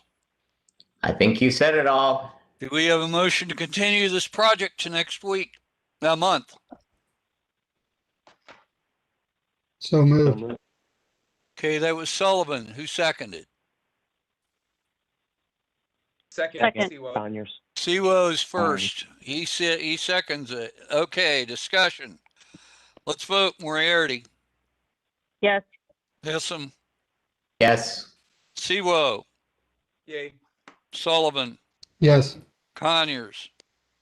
Yes. Decker. Yay. It is continued. Please work with staff to get everything teed up for us for next time. And if you need to let us know to show up somewhere or drop by to look at materials, and actually having the bricks there wouldn't be bad either if you've got samples of those. That'll really help those of us who aren't architects visualize this better. All right, thank you very much. Next application, please. Okay, awesome. So it's 5:48, but we are on item 2, but I appreciate that attention to that. So we are moving to 1112 Highland Street. This is a request for action for landscaping. The applicant would like to remove an existing wall that's 13 to 15 inches high, excavate for base gravel, and then construct a 30-inch tall Indiana buff limestone wall from limestone. The limestone would be 8 inches deep, 3 inches thick in various lengths. And then separately, they'd like to remove an existing concrete sidewalks, steps, and walkway with 2 concrete steps to remain. and then add 5 Indiana limestone steps to finish the remaining walkway to the porch steps, and rather finish the remaining walkway in Indiana limestone. So I have not yet received a site plan or a construction section from the applicant. Commissioners at the business meeting asked if the applicant is proposing a cap. I have not heard yet back from the applicant, but I believe they will be here to discuss with you, so you can check in with them on that cap in a couple moments. A thought during my review of this is that that proposed wall will be approximately twice as tall as the existing wall. The increased height would better align with the existing wall to the north, but the wall to the south is already lower than the existing wall. So there's going to be a height difference there for you guys to review and consider. And then another question that I have is, will the landscaping be altered? It looks like from photos that there is already some planting there, and I'm just wondering if they would have a planting bed in front of the house or if they'd be planting grass. So staff's recommendation is to approve the project with the conditions that the applicant should clarify the cap condition and then should submit a section drawing. And I'd also like to see a site plan to staff for review and approval prior to issuance of a certificate. This comes from the standards for site improvement, like item A in particular, which states that landscaping and all other things should be compatible to each other and to the subject buildings and structures as to adjacent contributing properties, open spaces, and the overall environment. I included some other items for consideration from the standards, but I think item A is most relevant. Have we an applicant present? Anyone here? Are you saying we don't have a site plan on this at all? We have some drawings. So if Jacqueline, you can show it up. We have, let's get that pulled up. 1 second. We have a descriptive elevation kind of from an oblique angle. So this is what we have, a measured drawing. But I don't have a top-down plan. We have an intersection with a lower yard that hasn't been defined in the drawings. Is the issue that you're talking about, Jeff, right? No, I'm no worried. It looks like this stair and everything comes off at a weird corner of this porch, and I kind of don't understand it. All right. Do we have the applicant here? Here. Please state your name. Jason Coble. Do you swear or affirm that the testimony you're going to give is the truth, the whole truth, and nothing but? I do. All right. What do you have to add to what staff has said? Yeah, the steps do come off at a weird angle. The existing steps, the top 2, they were going to keep. The rest of them were crumbling, so we're just going to redo those in the Indiana limestone. We were going to meet up with the north wall. The south wall is smaller, yes, but we're going to return it about 6 foot into the yard, so it would level it out. The landscaping, she has no plans for the landscaping right now. I think it would be a bed, some kind of landscape bed. That's all I have. All right. A site plan might be helpful to give us a better idea of how much space there is between the 2 sets of steps, which is, I think, what may be bothering Commissioner Hissom. Okay.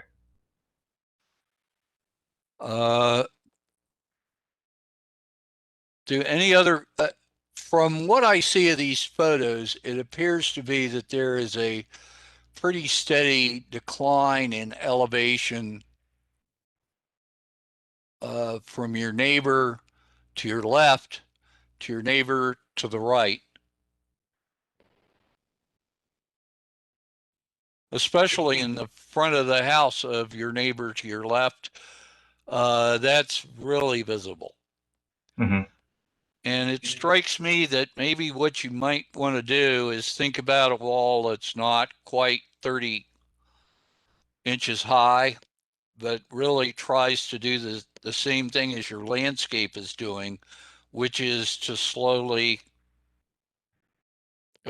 transition between 30 inches and whatever is to your right. I don't know what the other commissioners think of that.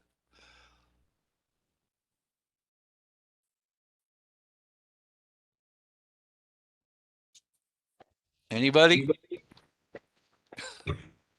Yeah, I could see something that would either slope or just be a little bit lower than that. Maybe it doesn't need to go to the full 30 inches of the house to the left.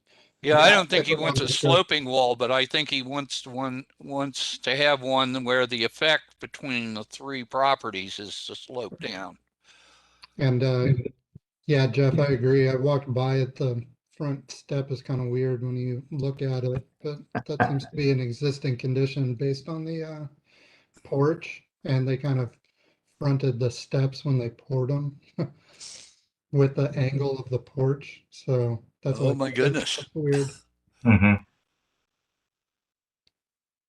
I think with a slightly lower height, then I think it would be fine. Do you, sir, do you intend to put a cap on this? No, Okay. Is What's our, the yeah, is the go ahead. final picture depicting the material choice? What is the last picture in this row? yeah, that's Indiana limestone. Okay.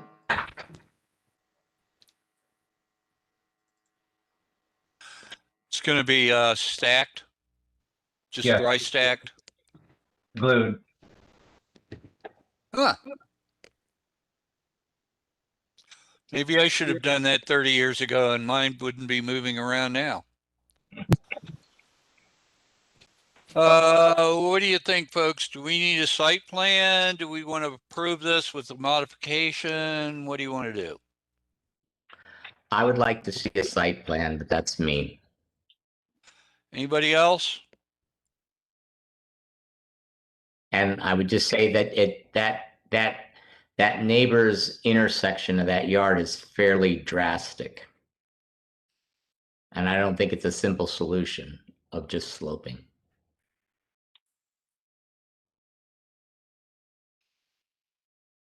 Will the grade elevation be modified as part of, the installation, or will the grade remain as is? She was trying to level off the grade so it'd be more flat. But if you came up 40 inch to 24 inches rather than 30. I think that would be fine. I think she would be okay with that.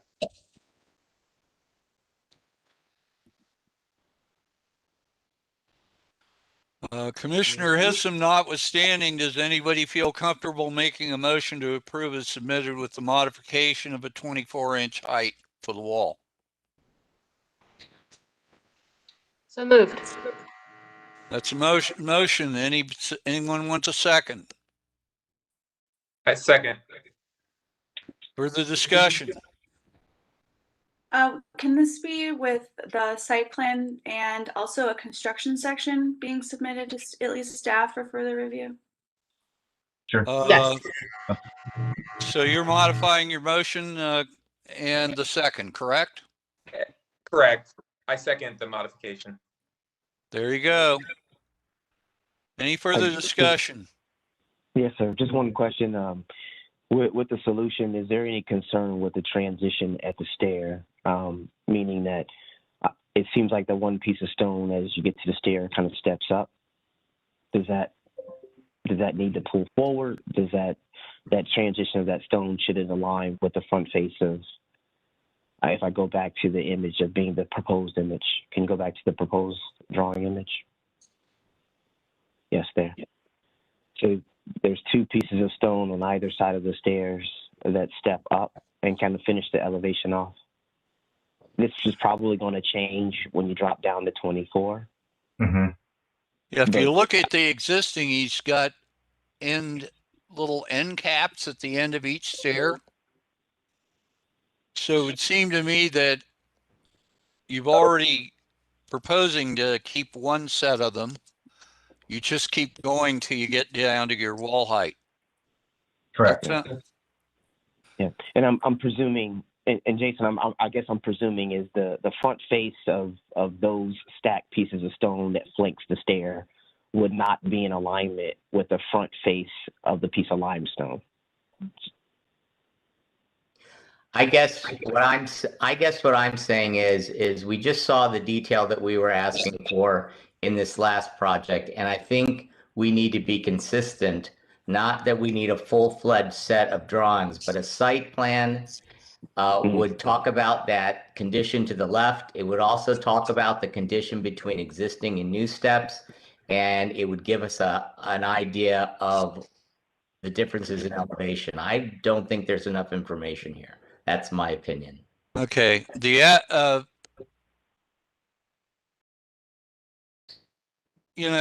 staff can figure out whether the issue has been solved of the intersection of the step and the wall, seems to me, given what we've said. But, okay, well, we've got a motion on the floor. We've discussed it. Any other discussion? And it's a contested one. We've got we know we've got a dissent. So here we go. Let's vote. Moriarty. Yes. Hissam. No. Siwo. Yay. Sullivan. Yes. Conyers. Yes. Decker, yes. Motion passes. Thank you, sir. There you go. You've got to submit new drawings to staff. And then she will approve them, but you don't need to come back here. Okay? Thank you. I'll note that it's 6 o'clock, so I know we're losing 2 commissioners. And I just wanted to double check that other staff, Jacqueline and Patrick, are you two okay to stay? I'm okay. Okay. And Thanks, everyone. Oh, Have a good Thank week. you, Jeff. Bye. See you, buddy. Bye, Jeff. Bye, Sean. Take care. Sean, are you leaving us too? Yes, sir. Unfortunately, I have a 6 o'clock as well. So thank you. Thank you. Well, I pulled a dirty one on you, drafting you to run part of the meeting. So. Oh no, not a problem. You're allowed to run out early on me.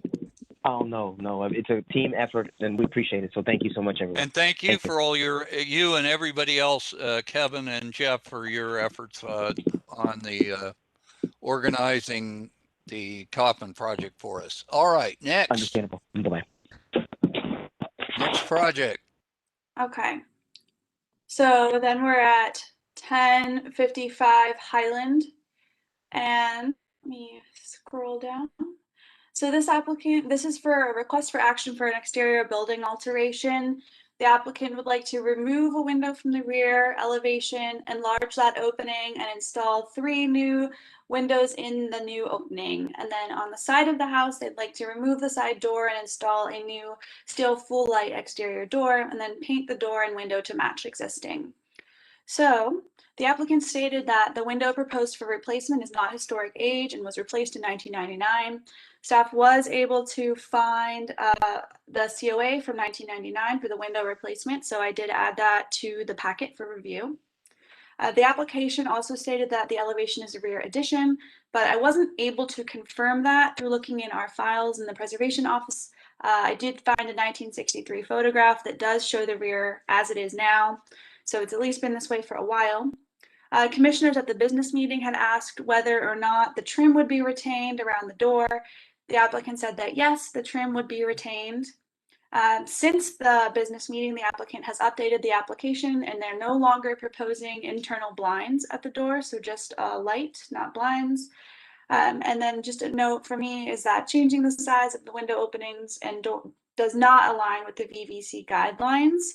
And I know that the applicant had stated that this has been done elsewhere. That doesn't necessarily mean that it's okay here. Each project is reviewed on its own and based on the guidelines and the standards that are in city code. So staff's recommendation here would be to continue the project to allow the applicant an opportunity to update the project proposal. Staff's recommendation is to retain the rear window configuration and then to approve the proposed door. This is based off the standard for alteration. Item 2 states that the removal or alteration of a historic material or architectural feature shall be avoided whenever possible. Standard 6 says that deteriorated architectural features shall be repaired rather than replaced whenever possible. And if repair is necessary, or rather replacement is necessary, it should match the material being replaced. And then the Victorian Village guidelines for windows and doors state that what is appropriate is preserving original window and doors and their openings, and that original ornamentation should be kept. And it states that it's not appropriate to have windows smaller or larger than originals. And the applicant is here to discuss. Who is our applicant? Kyle Green is here. I am the architect, and I believe our owners are here as well.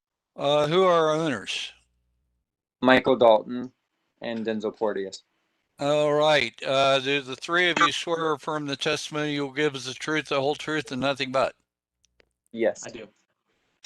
Very well. Do you have anything to add? I'll just briefly say that was a good rundown. Thank you, Sarah.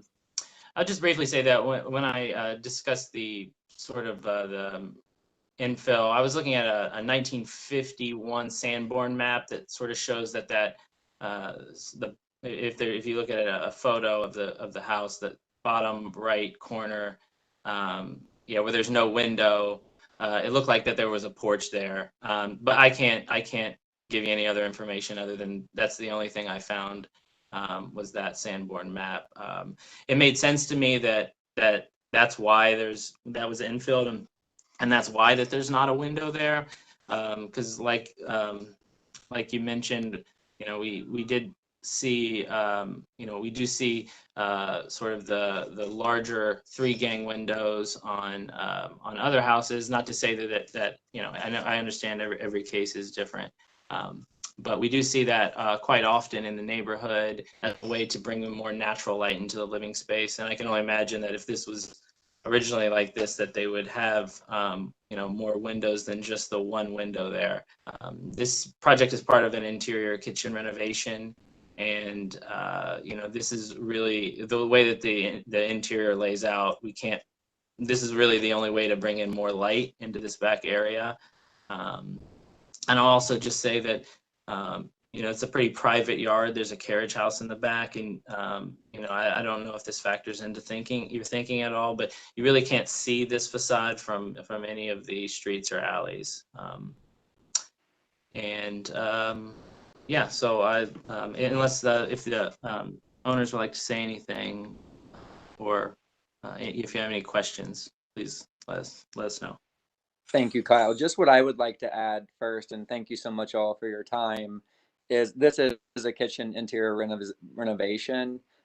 This was an addition. We're not for sure of the time frame of this addition. We bought the house April the 20th of 2017.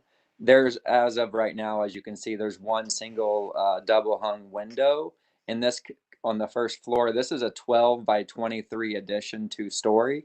And that's the only source of light that we currently have in our whole back areas, specifically on that first floor. So that is the reason why we're asking to do this.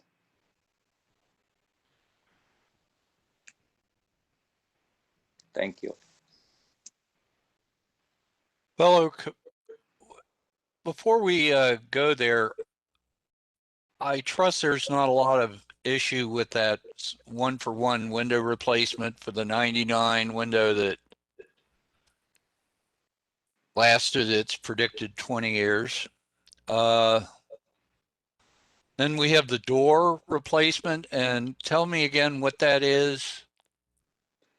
So this 12 by 23 space on the first floor is broken into 2 sections. Part of it being a kitchen, the other part being a laundry area. We have currently no light in that area. The door that was here when we bought the house is not original. I'm assuming they put that on when they did the addition. It's also steel, but it lets no light in. We understand why blinds cannot be included within the actual door, and we're totally fine with just having a clear door.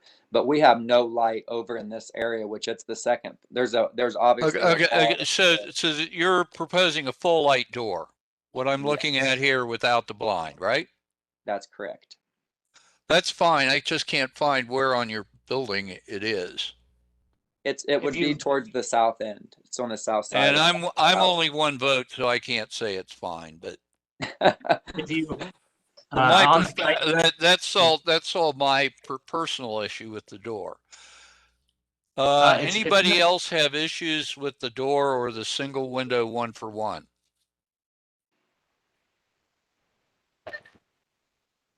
No, both look good.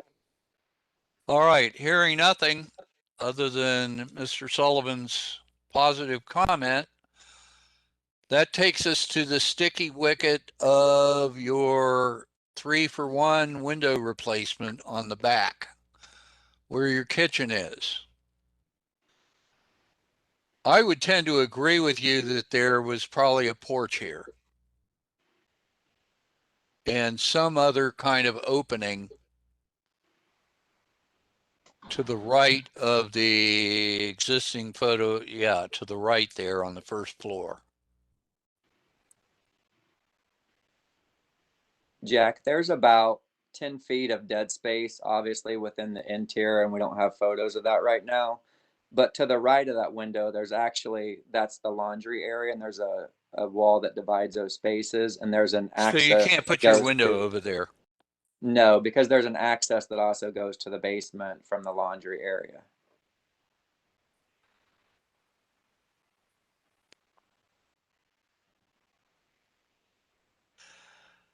You know, a 3-gang,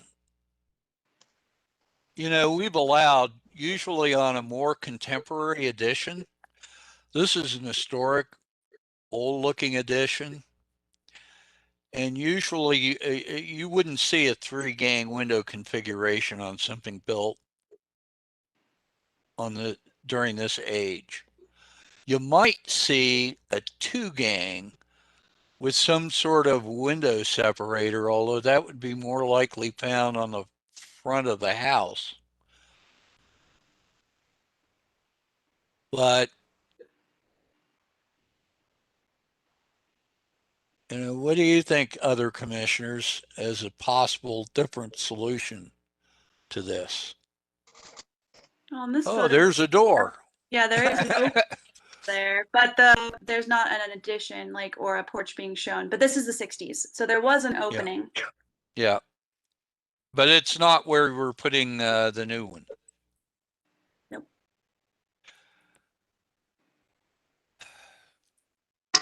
I guess I would defer to the architects, potentially Commissioner Sullivan. Is there another configuration? I don't know if a picture window would be more historically accurate, or what are the other options that would be possible, you think? Yeah, I mean, either way, I think we're going to lose some balance with it. And I was trying to look at some of the neighboring streets because I was thinking the same thing if we did a larger fixed, because as the applicant has mentioned, it's about the light, which gets back to the point then you're almost just doing a double gang there. I don't know. There's not a great architectural answer for that, for what we would be looking like. I think I could be wrong, but it seems to me that a double gang is at least less evil than 3. yeah, I think something on that scale would look a lot better. And then if it was operable or not, you could do a larger single, like what we'd normally see on a front porch or a bay. Yeah, but then you've got the proportion of the windows all wrong. Right. Because the whole idea of this is to have windows that are very tall and narrow. Right. I do just want to add that the windows that we are proposing are also wood and the same size as every other window that is on this house. We understand that. It's the way they're configured that is consistent with modern construction, but not with your old edition.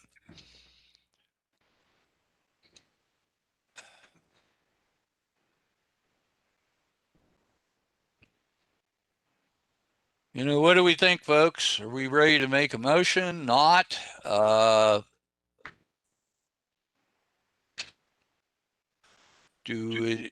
Would it do any good to kick it back to the applicant to come up with alternatives? I mean, I would be comfortable. Good.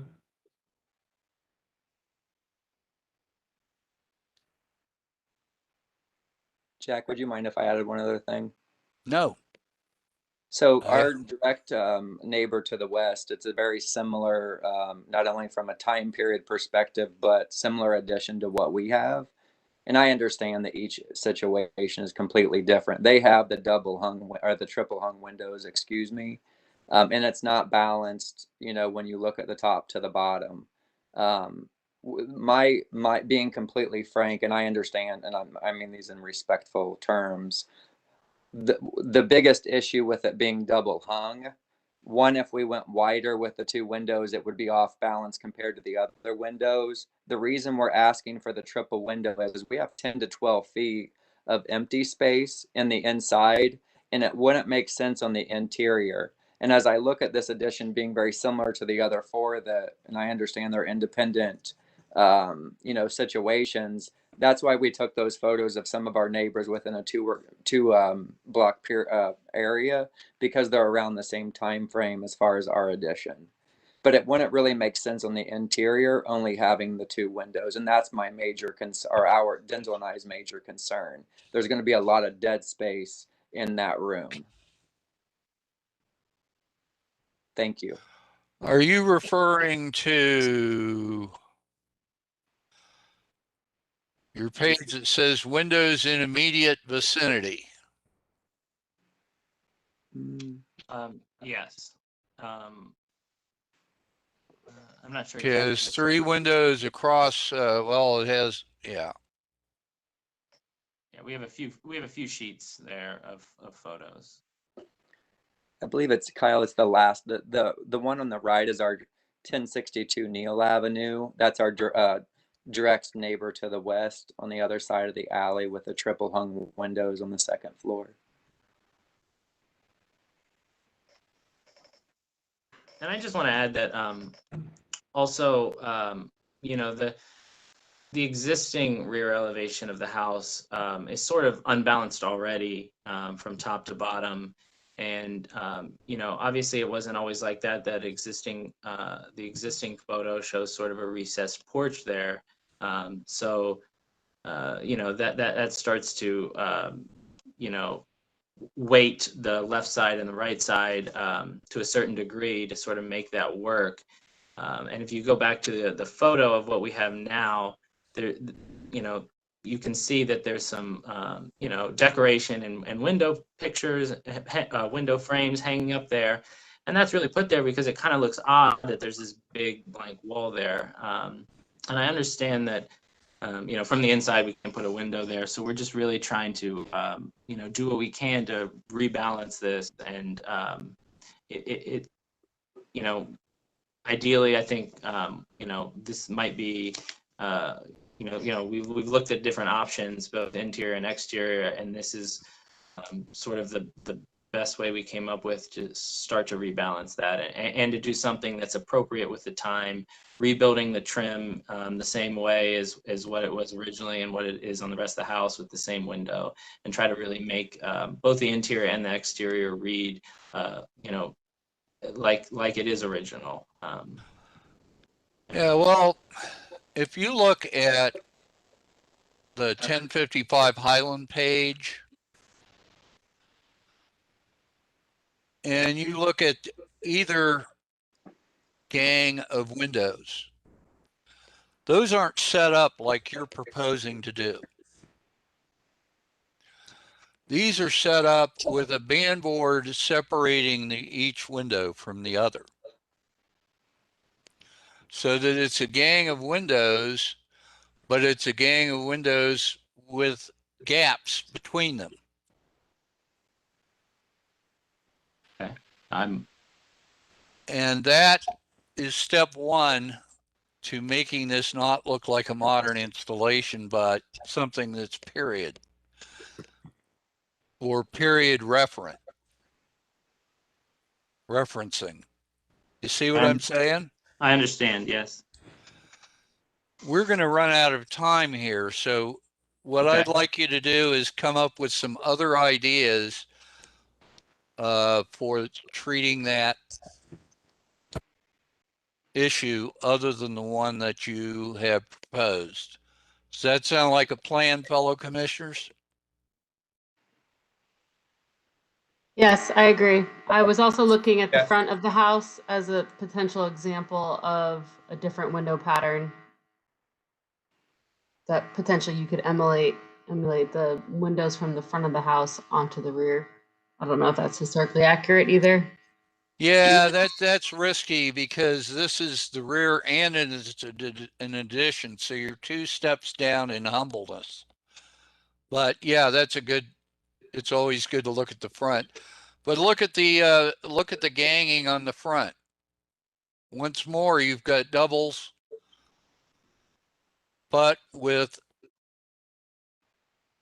using a spacer there. If is that something that could be conditionally approved if we come back and staff could approve if we separated the 3 windows and added I the think windows? we need to know what it looks like. You know, another thing that you might do is since you have a gang like that, you might want to use narrower windows. Or you may end up having to settle for a gang of 2. You know, I just can't sit here and design it for you. But I think you've Absolutely. got the wrong design now. Do my fellow commissioners agree with me about that? Yep, I think it'd be best if we saw some more drawings. So do we have motion A to approve the door and window replacements?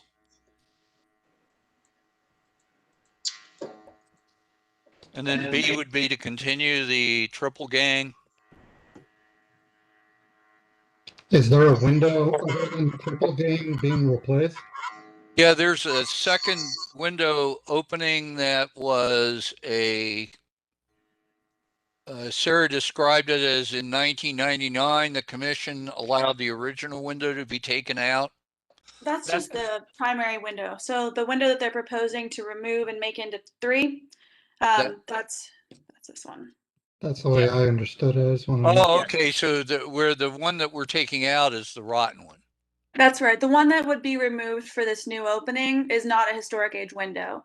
Got So it. Got it. if they, So all that's separable is the door. yes, yes.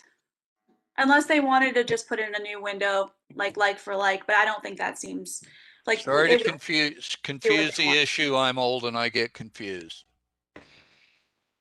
All right. Do we have a motion to cover the door?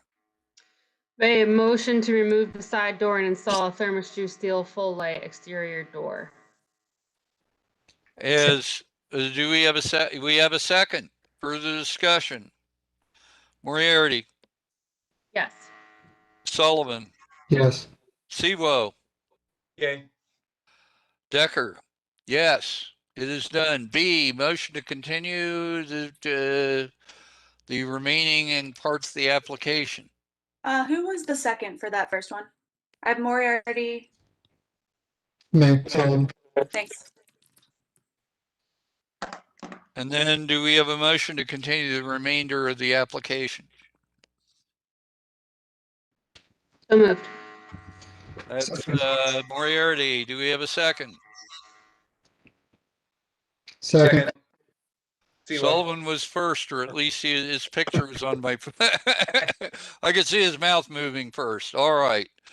No, hearing no further discussion. Moriarty, Yes. Sewo, Yay. Sullivan, Yay. Decker, yay. All right, we'll come back, but we've got to move along here because we're running out of time. Thank you. Next application. Next is at 956 to 968 Hunter. It's a request for action for landscaping. This is to do a number of things, all described in the work description. First note that this was conceptually reviewed at the September hearing. The applicant would like to install new fencing to match existing, pour a new sidewalk, install a new pool with fiber-on composite decking, enlarge patios, install cedar post planter boxes, plant Japanese maples and boxwoods, and then put in some lights and a bollard. And so notes from staff is that the fiber-on composite decking does not seem to be an appropriate option. Materials should be smooth with no faux wood grain, and decks generally are not considered appropriate in Victorian Village, so I'd like some clarification on what they're proposing there. At the business meeting, the commissioners noted that the pool cut sheet and plan appeared to show different conditions, with the pool being flat or raised. So I'd ask the applicant to clarify what is the exposed pool condition. Will there be any stairs? Will it be installed flat? I haven't received clarification yet, so I'd like to hear that from them. And I'll note that the applicant did update the application to propose cedar post planter boxes rather than railroad ties to better align with the BBC's guidelines. Staff's recommendation is to approve the project with the condition that the pool is installed flat and that there is no deck, but if they wanted a surround, they could consider a paver surround, just as my recommendation. This comes from the standards for site improvements and from the Victorian Village guidelines for fences and yards, which state that items like 7, 8, and 9, that plantings can complement the house and accentuate the entrance, lighting that doesn't compete with the street, and that accents decorative details is appropriate. And what's not appropriate is plantings that significantly obstruct the design and landscaping schemes that give a cluttered or busy appearance. And I'm not sure if the applicant is here. I think they are. Do we have someone here from the applicant? I'm Chad. I'm here. Chad, Chad, there you are. Chad, do you swear affirm the testimony you will give is the truth, the whole truth, and nothing but? I do. Are you the owner? Yes. All right. What do you have to add to what staff has said? So I listened in on the business meeting, and I was actually going to send a sketch, but the answer is so simple. If you go to the shot showing the pool with the concrete ledge around it, the height of that is roughly 21 inches above grade. And the reason for that is this isn't actually a pool. It's a swim spa / glorified hot tub. And when you completely, when it's completely flat, like an in-ground pool would be, the automatic cover that's down at the bottom of that picture doesn't function properly, and there can be a myriad of issues with that. Right. So what I'm proposing is exactly what the picture shows, and I know I think on the application it said the Trex Fiberon decking, but I didn't mean to surround it with that. Do you see where the decking is in that photo that looks like Ipe or cedar? That is the only spot that decking will appear. And I intend, after the container is set in its location, we hook up the electric with the disconnect, and then we hook up the gas line, we bury the trenches, and then we'll form up concrete, which is on, I don't know which page, it's exactly how you see it there. On the side that's away from the house, it's thin, and the side that's close to the house, it's 18 inches roughly thick, and that would allow people to sit and not get in the pool, and also people that are in the pool to sit facing the other direction. Got it. So I'm proposing to just mostly have it in ground. Obviously, if it just sat on the ground, the scale of it would not work. But when you completely put these flat on the ground, because it's a pre-made pool, there's no drainage at all, it creates a host of issues. So I'm proposing to just hold it off 18 to 21 inches above grade.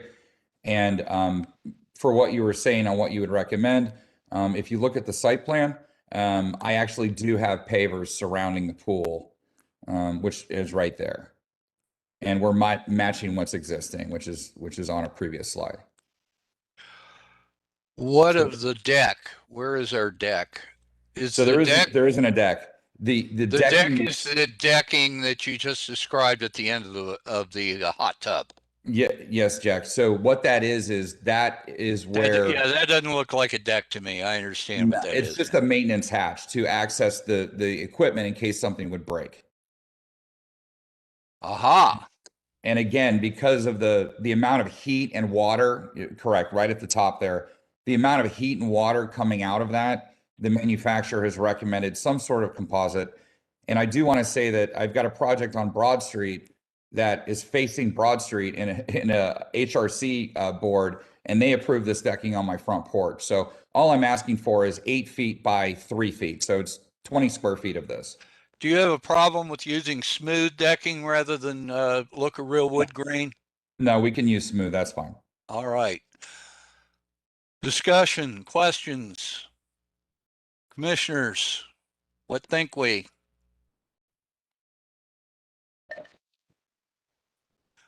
Thanks for the explanation on the pool, but looking at the exposed 21 inches, that's just going to be like smooth concrete, or how are you finishing that? So it's going to be just smooth, regular concrete. I looked at some heavy ag and buff mixes and against the black metal of the shipping container, and it'll have a charcoal gray cover. I just think that the just regular old concrete with the smooth finish is the right way to go. Which And is we're good. basically surrounding this thing on 3 sides with vegetation, right? I will. No, I see 2 sides. Or that's a display It's- photo. Back. So Yeah, it's not, because it's sitting in the patio paver field. yeah, so it's surrounded by pavers and concrete, but I will say that the pavers that exist currently have a half-inch grass grout line, which actually, it really kind of tones down all the concrete and steel. So I would continue that around the west-facing side of the pool, and then there's green grass, just regular sod on the other side, but there is a little bit of a 3-foot concrete walk along the east side of the pool, which is about 20 feet long.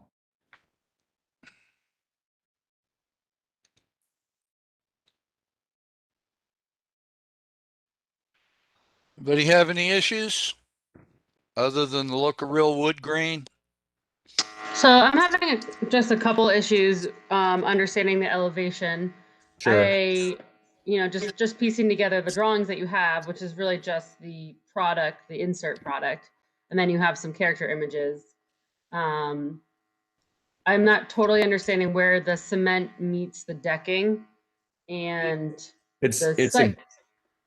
sorry to Mhm. interrupt you. That's okay. I was gonna say the site plan looks like there's more decking than what is in your character image. Could you zoom in on that site plan? I don't have one printed off, Sarah.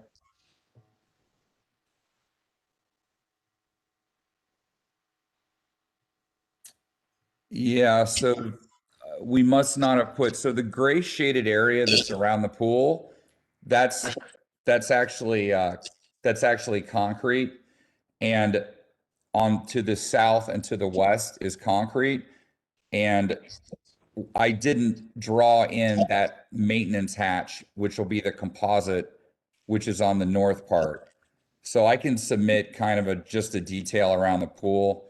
But the only composite decking at all is shown on that previous picture, which is 8 foot by 3 foot. So it's Okay. 24 square feet, and we have to build a hatch, and the composite decking will sit on top of the hatch and it'll open up.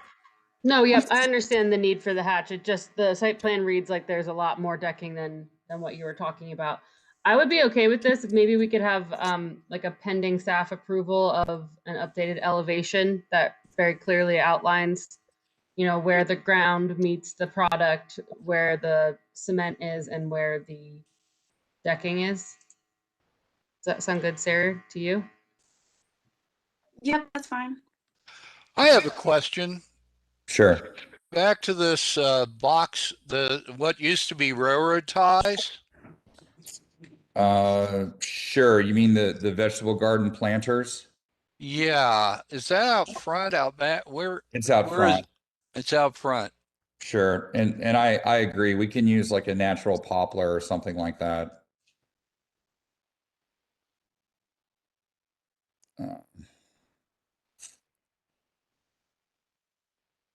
Ordinarily, I would think this would be Yeah, there.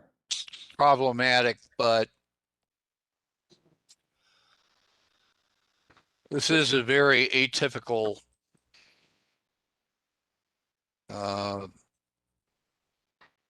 architecture that it's sitting in front of. But we want to specify that this is to be a 4x4 poplar.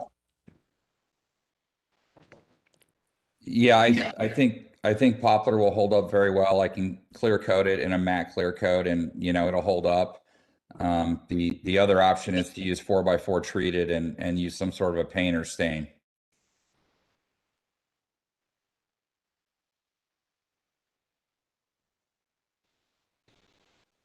and I'm open to either. So Anybody again, else have a problem with this solution? yeah, I'm still trying to figure out where that is happening on the site plan. I know our commissioners that have left us for the evening have reiterated that they would like to see items on a site plan. So Well, it's on the site plan, ma'am. It's right there. They're marked. I think they're marked with an 11.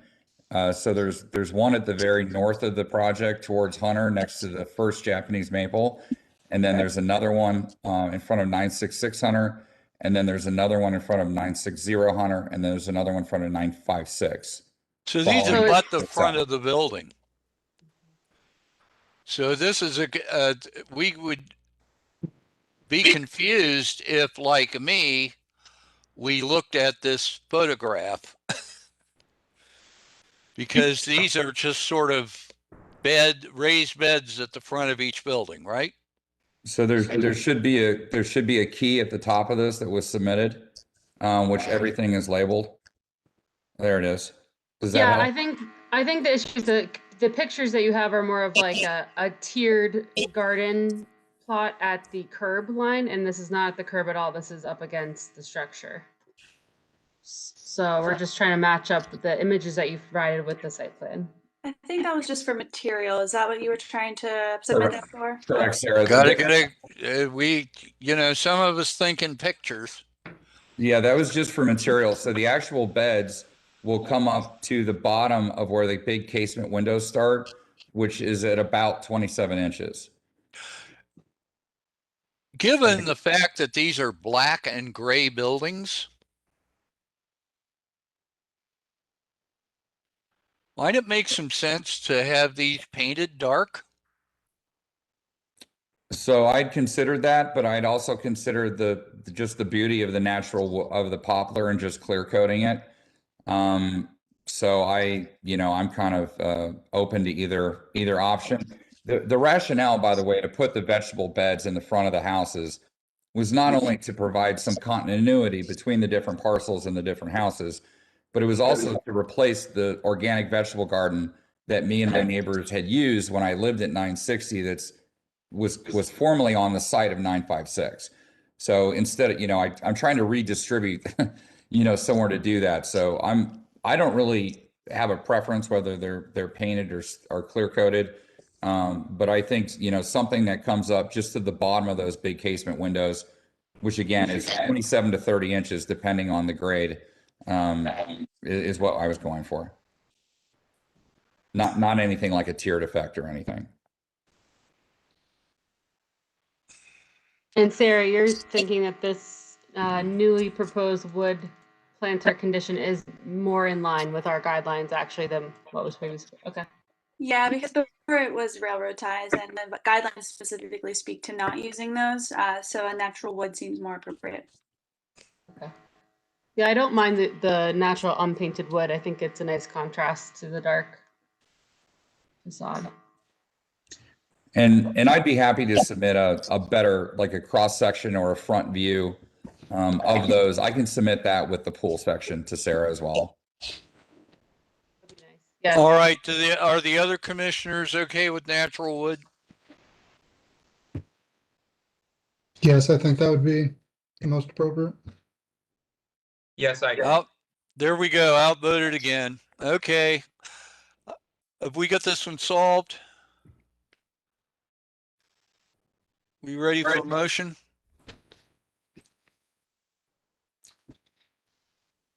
Sure, I'll try.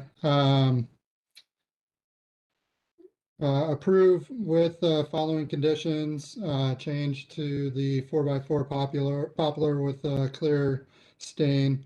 Applicant to submit updated pool drawings showing the concrete surround and location of smooth finished wood look, smooth grain, excuse me, on the wood for the deck. Period. Very well. Do we have a second? Second. For the discussion? Hearing none. Moriarty. Yes. Oh, wait. Sorry, wait, sir. wait. That's okay. So commissioners, for the composite decking, you're okay with a wood look as long as it's smooth? Because our guidelines generally speak to no faux wood, but I'm just clarifying, you're okay with it as long as it's smooth? Or do you want it to not look like wood, just to be a solid color or something? Yeah, what color is it going to be? It's going to be it's some sort of a gray, medium gray, dark gray, or graphite. So it would have the appearance of gray painted wood. Correct. And we can do smooth. That's not an issue. And as long as it's smooth and it has the appearance of gray painted wood on an installation with zero historic reference to it, Perfect. I don't see a problem. Does anyone else? Nope. All right. So Thank we have a motion. I think we have a second. Are we further discussion? Moriarty, Yes. Siwo, Yay. Sullivan, Yes. Decker, yay. Yes. There you are, sir. Thank you. Very well. You have a good day. You too, sir. Thank you. Next.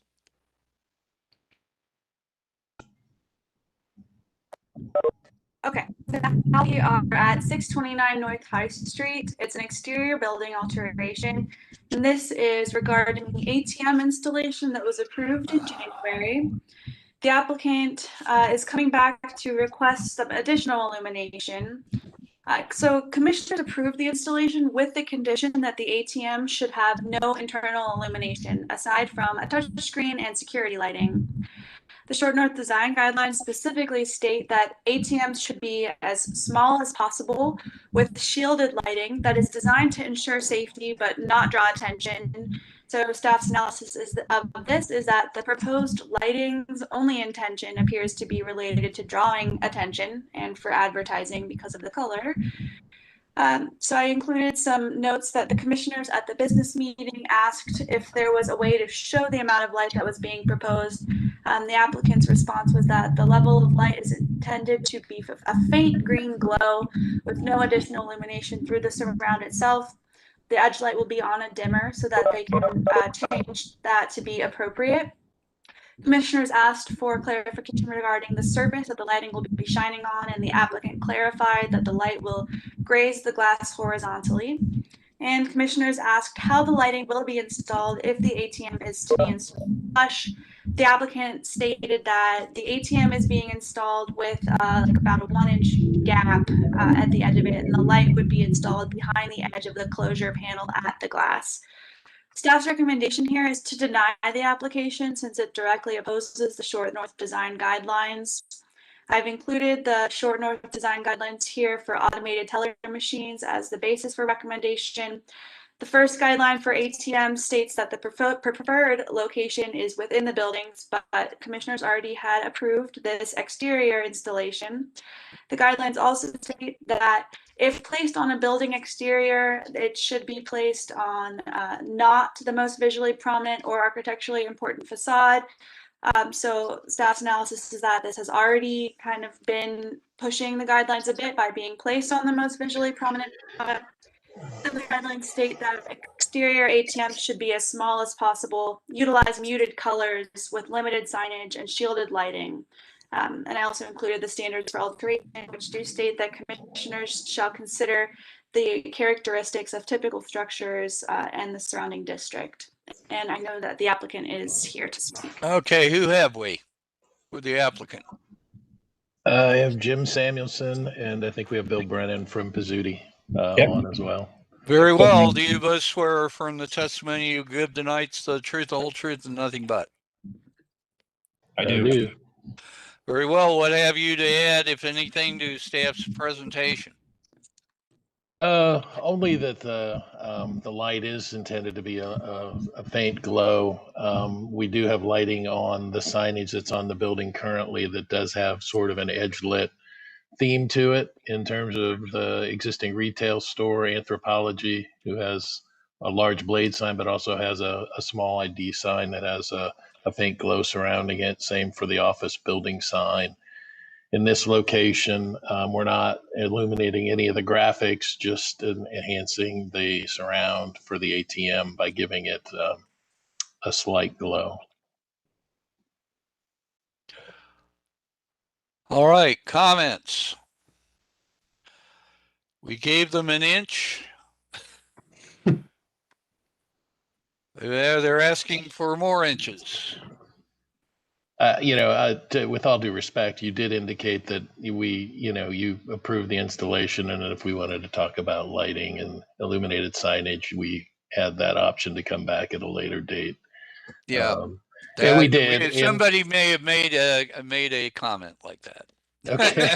Well, but this thing is going to be installed in glass. Correct. Correct. It's not like what we're seeing here in these photos where it's up against masonry.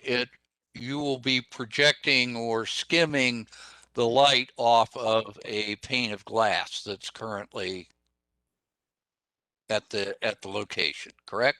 That's correct. Does anyone see any compelling reason to make any further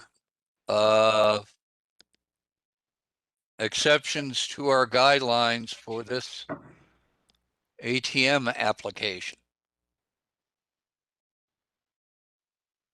Fellow Yes, I also would commissioners. like to point out that the example that is included in the guidelines does have an edge lit band to the ATM installation. If you look at the Chase Bank installation, Somebody didn't compare the text of the guidelines to the illustration, which was chosen by staff, no doubt, since departed the city after we put the guidelines together. I understand. We are in a commercial district. Sorry, you've been here. misled in that way, Yeah. Mr. Samuelson. That's fine, and I understand precedent isn't always grounds for approval. However, we are in a commercial district here. We're not drawing attention in front of anybody's front door or residence. This is in a strictly commercial streetscape, and we are trying to do business here. So I'm just telling you frankly that it's a request of the installer of the ATM and the bank placing it there to do commerce in the city of Columbus. So here we are. Much of our regulation of signage and lighting along High Street has to do with rationing out attention getting among those who do business there. Yep. Fellow commissioners, does anyone see a point in have any points to make, pro or con here? I was going to echo your comments, Jack, that it makes me nervous that it's reflecting against glass. I don't know that we have an accurate depiction of what that would look like compared to reflecting on masonry. So I do have confirmation that light will be on a dimmer, so we can dial it back quite a bit in the event that it does show up like a really bright green glow. As you know, this is adjacent to the. We don't regulate dimmers. I understand. We can't come back and say this is too bright. Please turn it down. We grant a certificate, and you've got it. Exactly. Anybody else? We ready for a motion? I agree with the commissioners as well as with staff. Is that among many other things, it's not within the guidelines, and if we were to approve this in the future, that will open up the can of worms with respect to this issue. So I agree. Yeah, I also agree with what's been said. There's multiple soffit lights on the exterior, plus keeping the clear glazing per the previously approved drawings. You're going to be able to light the interior space for attraction. That's beyond the scope of what we can do as well. I think you're gonna be very well lit without a non-conforming edge lit. Do we have a motion to deny the application? Motion application. That's Sewo. Do I have a second? Second. Second Sullivan, discussion? Hearing none. Moriarty, Yes. Siwo, Yay. Sullivan, Yes. Decker, yay. Reason for denial would be the guidelines that staff cited at the during the presentation. Okay. And I will just to clarify, I know motions are usually in the affirmative, but that was a motion to deny. Is that right? Yes. So the 4 votes were to deny the application. Yes, perfect. Got it. And actually, I did that wrong because we usually do move to approve and then vote it down. Should we do it again, or is this okay? We all understand. We all understand that we just denied this, don't we? Yes. Okay. Good. Sorry, it got late and I'm deviating from form. We have 10 minutes to 7. Can we keep going? We can keep going, but I don't know where we're going to go to in 10 minutes. We have 1 item for action and 2 conceptuals. So I know we've probably had some people waiting on our 1 item for action, which I don't think we can get done in 10 minutes. do you want to get started and try? Or let's get started, see where we go, and then we'll just take this in order until we turn into pumpkins. sounds good. All right. So this takes us to 11:35 until, and I'll note that there are also 2 speakers on here after the applicant has had a chance to speak. I'm getting some feedback, so I'm going to mute Commissioner Moriarty just for now. So you'll need to unmute to speak. But to start, this is an application for new construction and a recommendation on variances.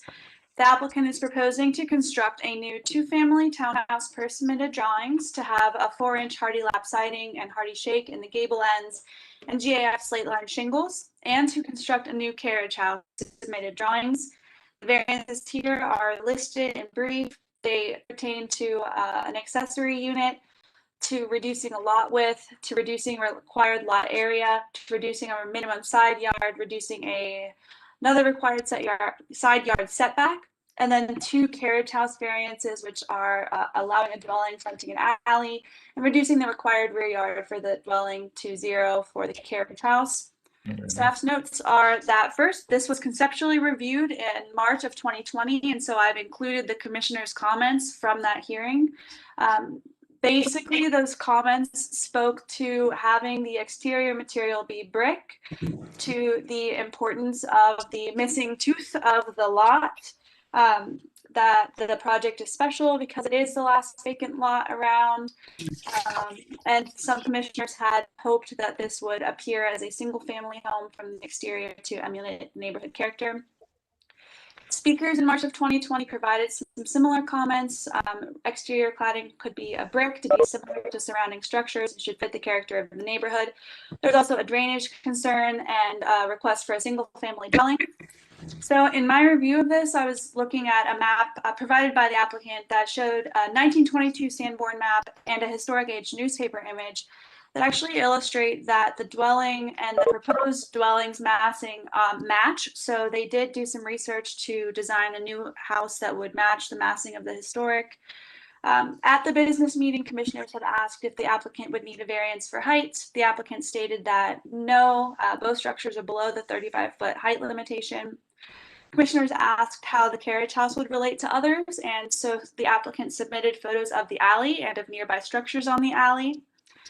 The applicant originally proposed a 5-inch hardy siding, but updated their proposal to 4 inches to better align with the VVC guidelines. And the applicant is open to 2 different window choices that are both on the approved list. Then staff's final note on here for analysis is that the standards for new construction do state that new construction shall be of brick when brick predominates nearby in structures. The surrounding street does have predominantly brick-clad structures. There are also a few frame structures. However, a note is that generally new construction should not be historicized. So my finding here is that maybe a hardy siding could be more appropriate than brick because the original massing is being recalled. So we wouldn't want this to just necessarily be a duplicate of what was there historically. Staff's recommendation is approving the variances, or rather recommending approval of the variances and approving the application with conditions. And that condition is that the applicant does consider brick exterior cladding, given the commissioner and public feedback and the Victorian Village guidelines and the standards for new construction. But if the applicant did decide to move forward with hardy, the color selection should be submitted to staff for review and approval prior to the issuance of the certificate. I've included here standards for item B there states that the context of the property's original location and the importance of the setting in the new development should be considered. That height shall be compatible. I know that there are some concerns about the setbacks and the changes that are being proposed in the variances, so that's good to consider. And then H states that the choice of material, texture, and color should relate to and be tempered by the predominant material, texture, and color of adjacent structures. That simplicity is preferable. Items M and N also are appropriate to consider here. And then I included the Victorian Village guidelines for new construction, which just stresses that new buildings are compatible with existing structures, that the proportion, scale, texture, materials are compatible with surrounding structures, spacing between new and existing buildings is compatible. And it states that it's not appropriate for a new building to be out of scale. So that's my summary of everything going on here. I know we have 2 applicants here to speak perhaps, and then also 2 speakers. All right. Who are our applicants? Daniel Fertelman. I'm the architect and the applicants. Oh, Mr. Fertelman, I presume. And the applicants are? Ingrid and Peter Navarro. Okay, do you all swear or affirm the testimony you will give us the truth, the whole truth, and nothing but the truth? I do. Yes. Okay, before we go any further, we're about 4 minutes from pumpkin time. And we have 2 speakers. And we only have 4 commissioners. Can we keep going another 15 minutes, anyone? I can. I don't know about other staff. They can chime in. I'm still okay. Do any commissioners have to check out, or can we just keep going? I'm going to take a 1-minute restroom break, but I can return. Very well. You're excused. Yeah, I think we might be able to give them some feedback. Thank you. Very least. Let's keep going for a while, because this is a poor time to cut out. With that said, I think it's very clear that we are not going to be able to come to a decision today. Well, if we could at least get the variance. The speakers need to decide. You're going to ask us about the variances? I believe that is the most important thing out of this meeting. The speakers can decide whether to use your time now or come back when the rest of the commission's here. Because, and we may vote on the variances and may not, but I think it's clear we're not going to vote on anything else. Unless some other commissioner wants to correct me. And also the record reflects that we had 3 or 4 letters that came in of concern that Sarah's made part of the record, raising questions about the trees in front of the property. Well, you've seen them, Dan, haven't you? Yes. So if you guys can, if you want to make some comments in reaction to what Sarah has said, please do. And responding to the public comment we've got so far wouldn't be a bad idea either. Well, in terms of the massing and the scale of the building, I think it's in keeping with the character of the neighborhood. I obviously, we heard a preference for brick, though, just across the street, and there are many examples within this block of wood-sided buildings. If you can go to some of those site photos that are beginning of the presentation. And, the previous building that was on, you know, the Sanborn map kind of calls out the size of the adjacent structures that we're trying to essentially compete with.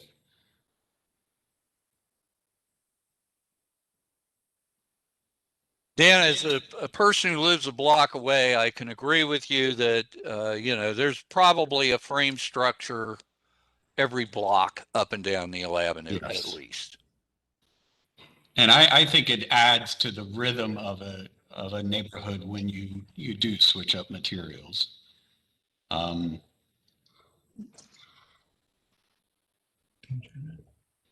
So can I? I mean, that's not conclusive of whether it's appropriate or not, but it's a fact. That's the way the neighborhood is. If I can speak. Yes, up. ma'am. So one thing, you know, we've done since the business meeting is we took your comments into consideration. We like went up and down Neal, which we had done before last year, but we took a closer look at what was on Neal Avenue, and we actually looked at each block from Buttles all the way to Fifth Avenue, and we found that every block, except for one block closer to the old Giant Eagle, has a number of wood structures. And our block and the block south to us has the highest number of framed homes. And it's only 25%. But I think that with our side of the street where the lot is on, there's, I think there's a lot of orange brick. And I think that there needs to be some sort of defining detail. When it comes to the wood structure, we completely agree that the design has to be very detailed if it's going to be a wood structure. So do you have anything else you want to say? Right, and then the comments that Commissioner Hissam was talking about, like the details of that, like if you look at the front elevation of the plans, you're just seeing like the front of it, but if you look into the plans itself, they actually have a side elevation that goes into detail of how we are doing the front porch design. And then to go off what Sarah was talking about, like the different colors, we'll definitely be working with her to get those staff approved. All right. So before we go any further, who are our speakers, and do you want to speak now or wait? So first, let's check in with John Dinan. Yes, John Dinan. And I'm happy to speak now, or Jack, are you suggesting that we wait until the larger commission is available? If you want the rest of us to hear you, then you could do that. If you're, they're probably going to ask for a vote on the variances tonight. So if you're going to talk about those, you probably should speak now. Well, so you can speak both times if you want. It's up to you. Just let me know so I can start a timer. It's 3 minutes. Go ahead and use it or not. All right, I'll go ahead and use it, and happy to repeat this later. But my partner and I live right next door. We're on the north side of the property.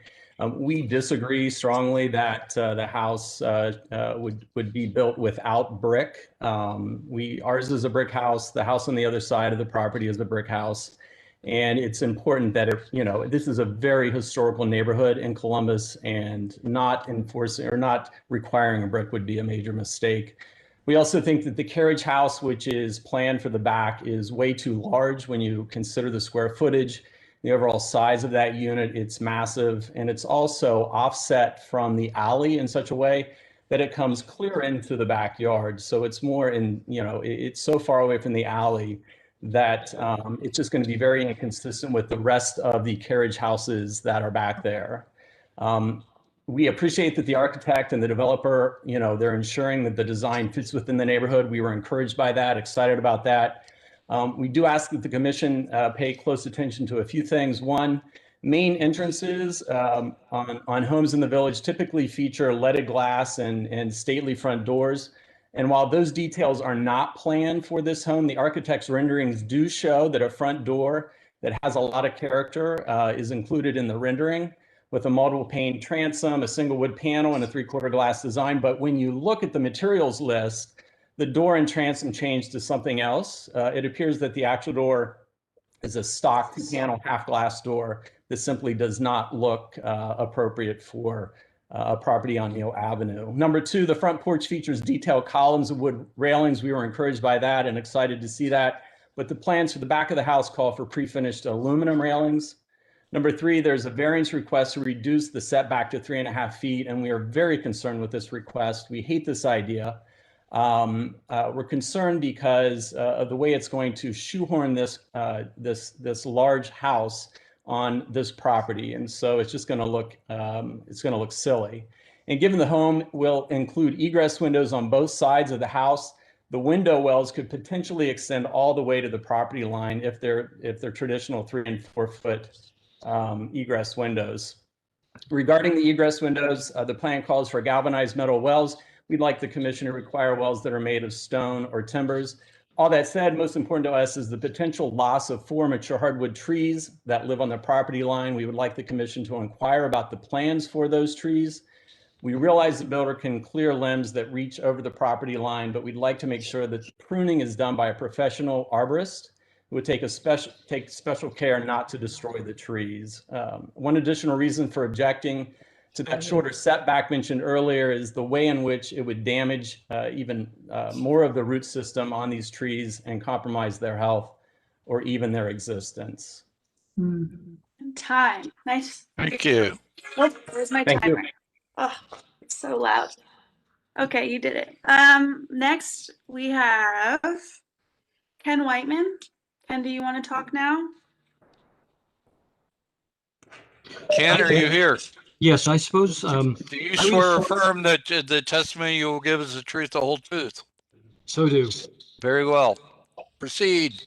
I was actually prepared to speak on behalf of Lisa Morton, who lives also on that side of the street, because she's in surgery. She's in surgery today and was not able to attend.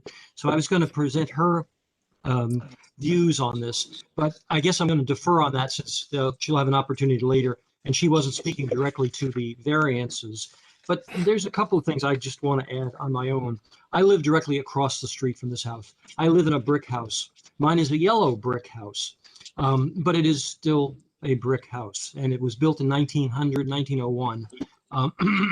The houses on that side of the street, however, are mostly red brick, and they are much older. They are built in the early 1890s. They're very distinctive, and it is a whole string of beautiful, gorgeous mansions on that side of the street. I hate to admit it, but it far exceeds my side of the street.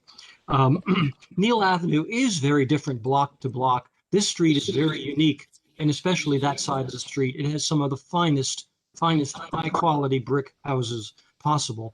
And I can't imagine breaking that trend, that pattern there with a frame duplex. It just doesn't make any sense. And the fact that it's crowding the, they're asking for variances all over the place, going right up to property lines, way too close to neighbors' houses, unlike all the other properties in the area. I don't need to take my whole 3 minutes. I just think this whole plan needs to be rethought. It has to be brick. It would be a shame to allow a house in the middle of this block of houses to be so different than the rest. It will just stand out like a sore thumb. So I hope a reconsideration is in the cards for this house. Thank you. Thank you, Ken. That's all I had for speakers. Very well. Commissioners. Hey, Sarah. Hi, this is Andy Gardner. I thought I was getting some time today. Yes. I have you on one list, but not the one I'm looking at. Sorry, Andy. Yeah, Andy's here too. 3 minutes. Andy, go ahead. Okay, thank you. Appreciate the time tonight. Like everyone else, I feel that brick is appropriate for this block. If you look on the west side between 3rd and 4th Avenue, there's only one small frame property. All the rest are brick, and feel that that's appropriate. It's being presented as a 2-family, but it appears to me that it's truly being built to be potentially a 4-family, if I understand the variance request. The basement has 2 exterior doors and an egress window. So to me, that's in part looking at, they could turn this into 4 units. And then when you add the carriage house, that would be 5 units on this particular lot. And I don't think that's appropriate based on the current zoning, although I know the current zoning does allow 4, if I'm not mistaken. That's a concern. The side variances, I also have a concern. The north side of our home is within 2 feet of the property line. It was the way that the 2 lots were broken out. And then if the variance occurs to 3.5 feet, it'll be just a little over 5 feet between the 2 homes. And then the final concern I have is the size of the carriage house and the location. It's being proposed to be a 3-story carriage house. If I have my numbers correct, it's almost 2,500 square feet. I mean, that includes the garage space, and that would be enormous back there along that alleyway. I mean, that's larger than most of the homes on Harrison on the other side of the alley. Plus, there's looks like a 20-foot setback from the property line, and that will put that carriage house out much further into the middle of the yard, where all the other ones are either on the back property line or within about 6 feet of it. So I'd really like to see if you take that under consideration, the location on that and the size of it. I think a 2-story carriage house would be much more appropriate. And as far as the material, though, I'm certainly fine on the carriage house as far as the hardy plank that goes, that's appropriate with the other ones in the alley back there. So, Thank you. Okay, now that's all the speakers. Sorry, Andy. okay. All right, let me ask a quick question, Dan. Is there a reason you didn't ask for a variance to put your garage, your carriage house in line with everything else back there? Because it is a very So we're not, well-defined line of buildings back in the alley. I think we're trying to alleviate any parking issue that would be a part of this project. So that's why we set it back, so you can have additional parking back there. And in terms of the rear yard, we actually meet the standards of the zoning code in terms of rear yard. For the main unit. Along those lines as well, a question for you. How many units are being proposed? There are 3 units, 2 side-by-side townhouses, and then the carriage house is 1 unit. Okay, so it's going to be 3 total, not 3 someone total. stated 5. Correct. Okay. So what will the zoning say? Is the It will be 3. It's actually, the CV number is CV 21-021, and it does state 3. There you are. Exactly.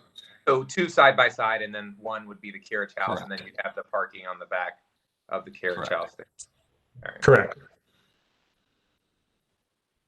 And then the reason for not using brick and wanting to go with the hardy board is I assume cost.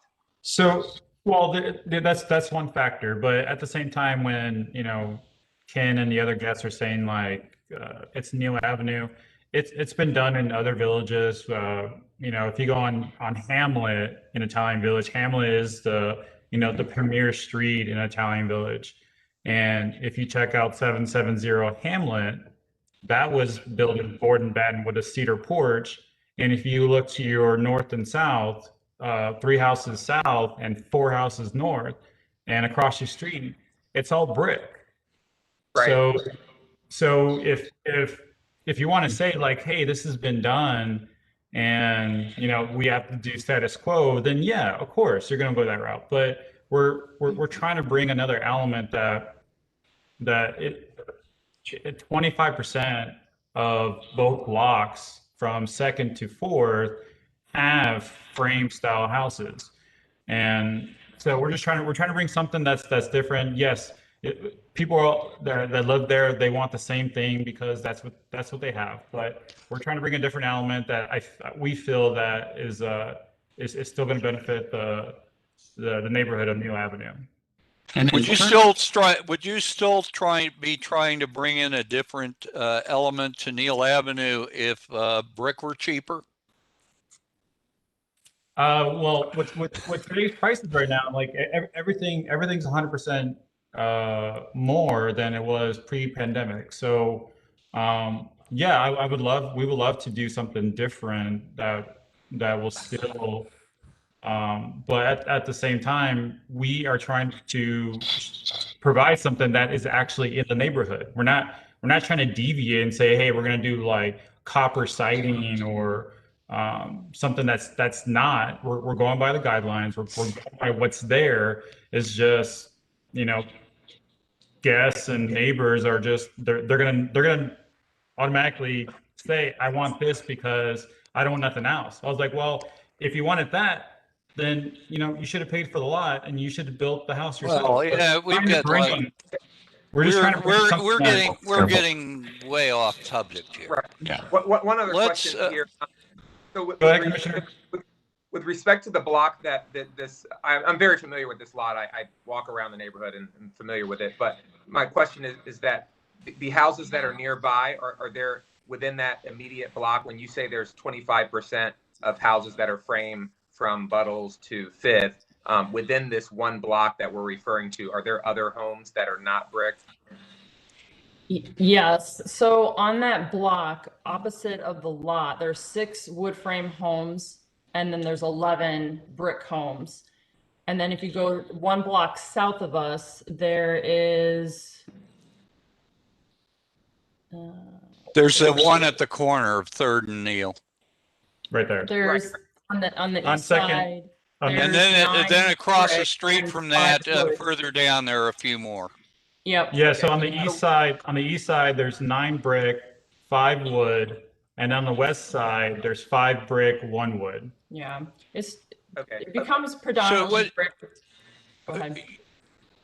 It is clear that there is a mixture of buildings in the immediate vicinity on Neal Avenue, that brick predominates, and that what we're dealing with is not optimal,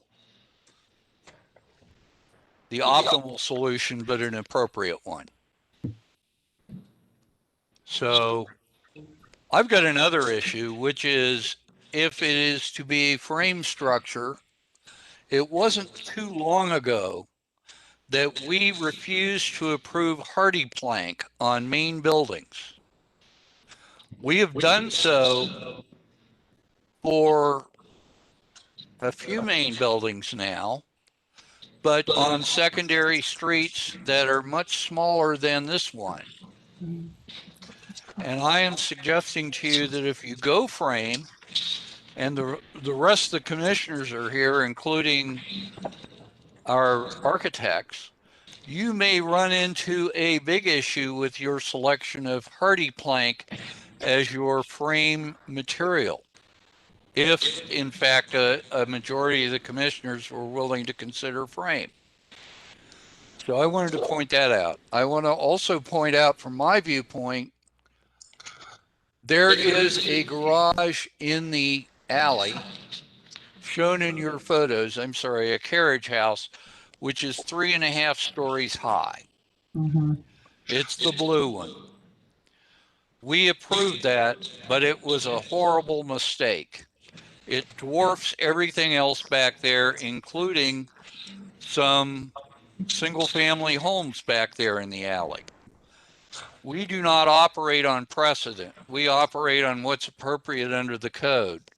So the fact that we have made a horrible mistake does not mean that we intend to replicate it. I think that I just walked back there today and took some pictures which replicate yours. The predominant carriage house height, with the exception of that one building back there, is 2.5 stories, as opposed to 3.5, which is what you've got. That is, it's 1 story of garage, 1 story of living space, and then like a, you know, whatever they are. Projections with windows in them. Help me, Dan. Well, ours is Gables. yeah, No, we do have gables. you've got a roof that peaks way, way, way over that. So I think you need to scale Can we your go to- carriage house down.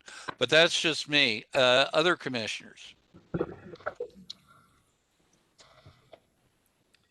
I was going to comment on the variances because that is what the applicant requested.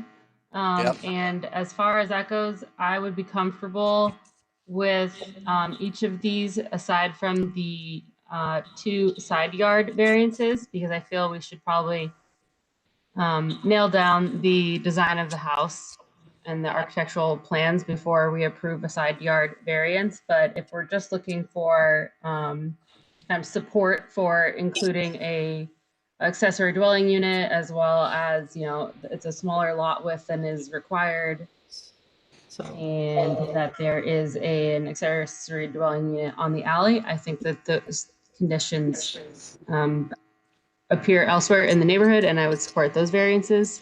I don't know how the other commissioners feel like about those. I think that would, I'm asking the applicant, I guess, if that would be helpful or not, if you need some movement on the variances this month. I agree with Aaron, which means that your variances will fail if asked for today on the side lots. The only thing I have to say about that is that the width of the house is not going to change regardless of material used on the house. Oh, the width of the house may change if we determine it's too wide and it adversely affects the properties next to it, because either that or it doesn't get built. So let's. But at the same time, the house to the south, if you want, they're 2 feet from the property line. Like there has to be. I understand that, and we're already well over the time we said we were going to give to this today. That's not your fault. But we need to bring this to a conclusion one way or another. I'm not prepared to support the side lot variances. Dan, does it make any sense to take your variances in 2 bites? Because in virtually every case, we'll approve the design and then approve the variances necessary to accomplish it. That's the way we like to do things. Zoning follows good design because we're a design commission. That's what I was trying to say. Right. So the side, if we can go to the variance list. Where is it? Because our staff is still hanging on. You passed it. They passed it.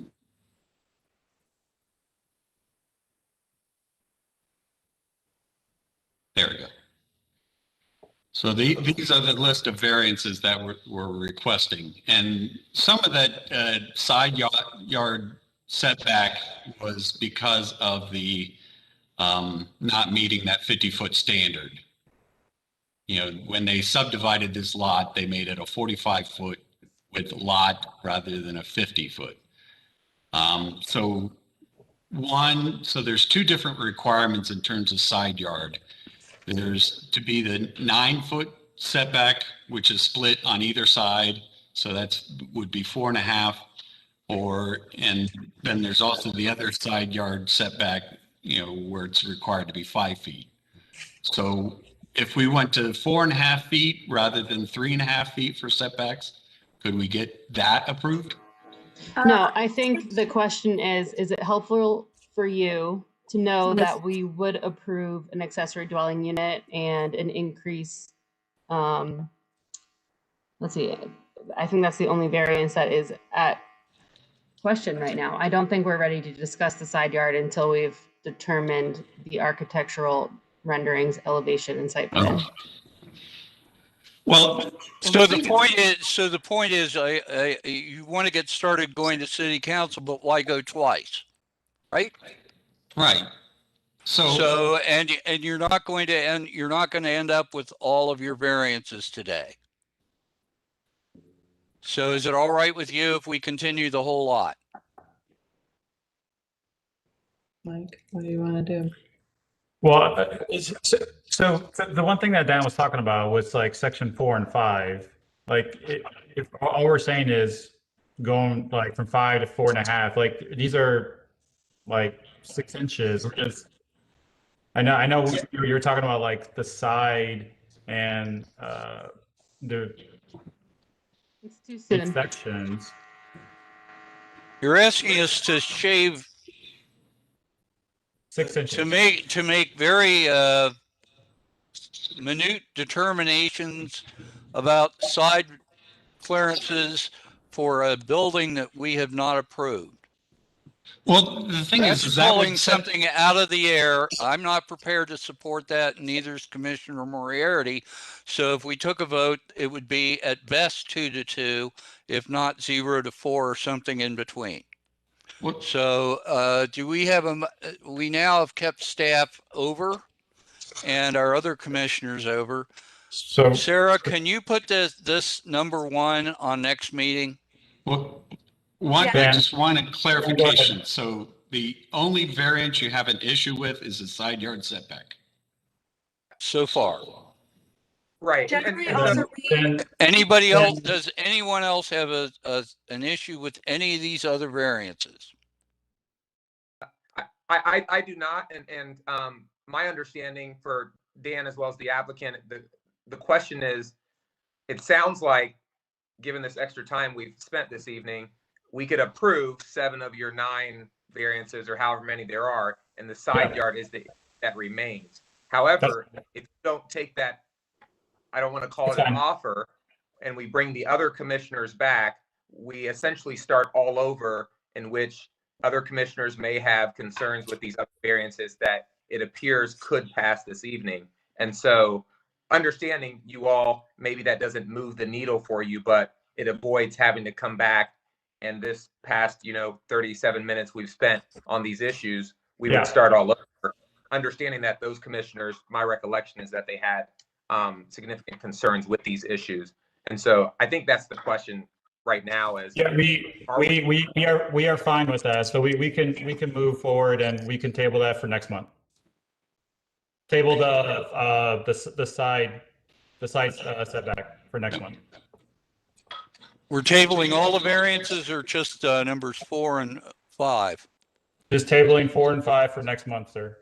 And I'd like to just ask for clarification. I know that there was concern raised about trees. Would those only be impacted through the side yard variance? Or like, how do those play into the picture here? Are those side yard trees? Because we haven't heard anything about landscaping or anything like that. Clearly, we're not at that point yet.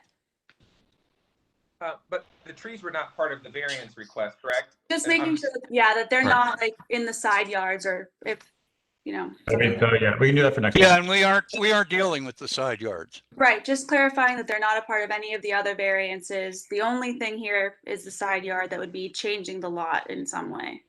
I'm just looking, for clarity. And we can still refuse to approve construction that would unnecessarily result in death to trees too. So we can handle it that way. All right, do we have a motion to recommend approval of proposed variances 1, 2, 3, 6, and 7 on the list in front of us of the variance list? So moved by Sheila. All right, second? Second. Moriarty was first. Further discussion, Moriarty, Yes. Siwo, Yay. Sullivan, Yes. Decker, yes. All right, do we have a motion to continue the rest of the application and request the staff that it be placed early in the agenda for next month? So moved. Early because we may have to put it behind Hoffman again, depending on where we're at. All right, so we have a motion from Moriarty. Did someone second it? Second. Okay, did you get all that? Staff, Sarah, you've got it. All right. All right, thanks, guys. Thank you all. Thank Hope you. you're getting Oh, some wait a good minute. rides. We in, have Jack. to vote. Moriarty, Yes. Siwo, Yay. Sullivan, Yes. Decker. Yes. Now, thank you very much, and we're very, very sorry. I was a little bit short with you guys, but I'm trying to get things done, and there are a lot of issues with respect to this, and we had no time to get it done. I think your property and your application deserves a lot closer attention than we were able to give it tonight, which is why we want to kick it over to when we can do that. Okay? Okay. Thank you all very much. Thank you. Thank you. And I want to convey my regrets to those who have been patiently waiting in line, but we are now an hour and a half over, and I think we have probably reached the limits of the endurance of the commission and staff. Is Yeah. that correct? We are not supposed to go more than 3 hours, so we've already pushed it further than I think we should. So You violated a work rule. Do I have a motion to continue the remaining applications? So moved. That was Sullivan. The second? Second. Siwo, second. Discussion. Hearing none. Moriarty. Yes. Siwo. Yay. Sullivan. Yes. Decker, yes. We have continued everything else. Any further business? Nope. Hey, I want to thank everybody for sticking with this.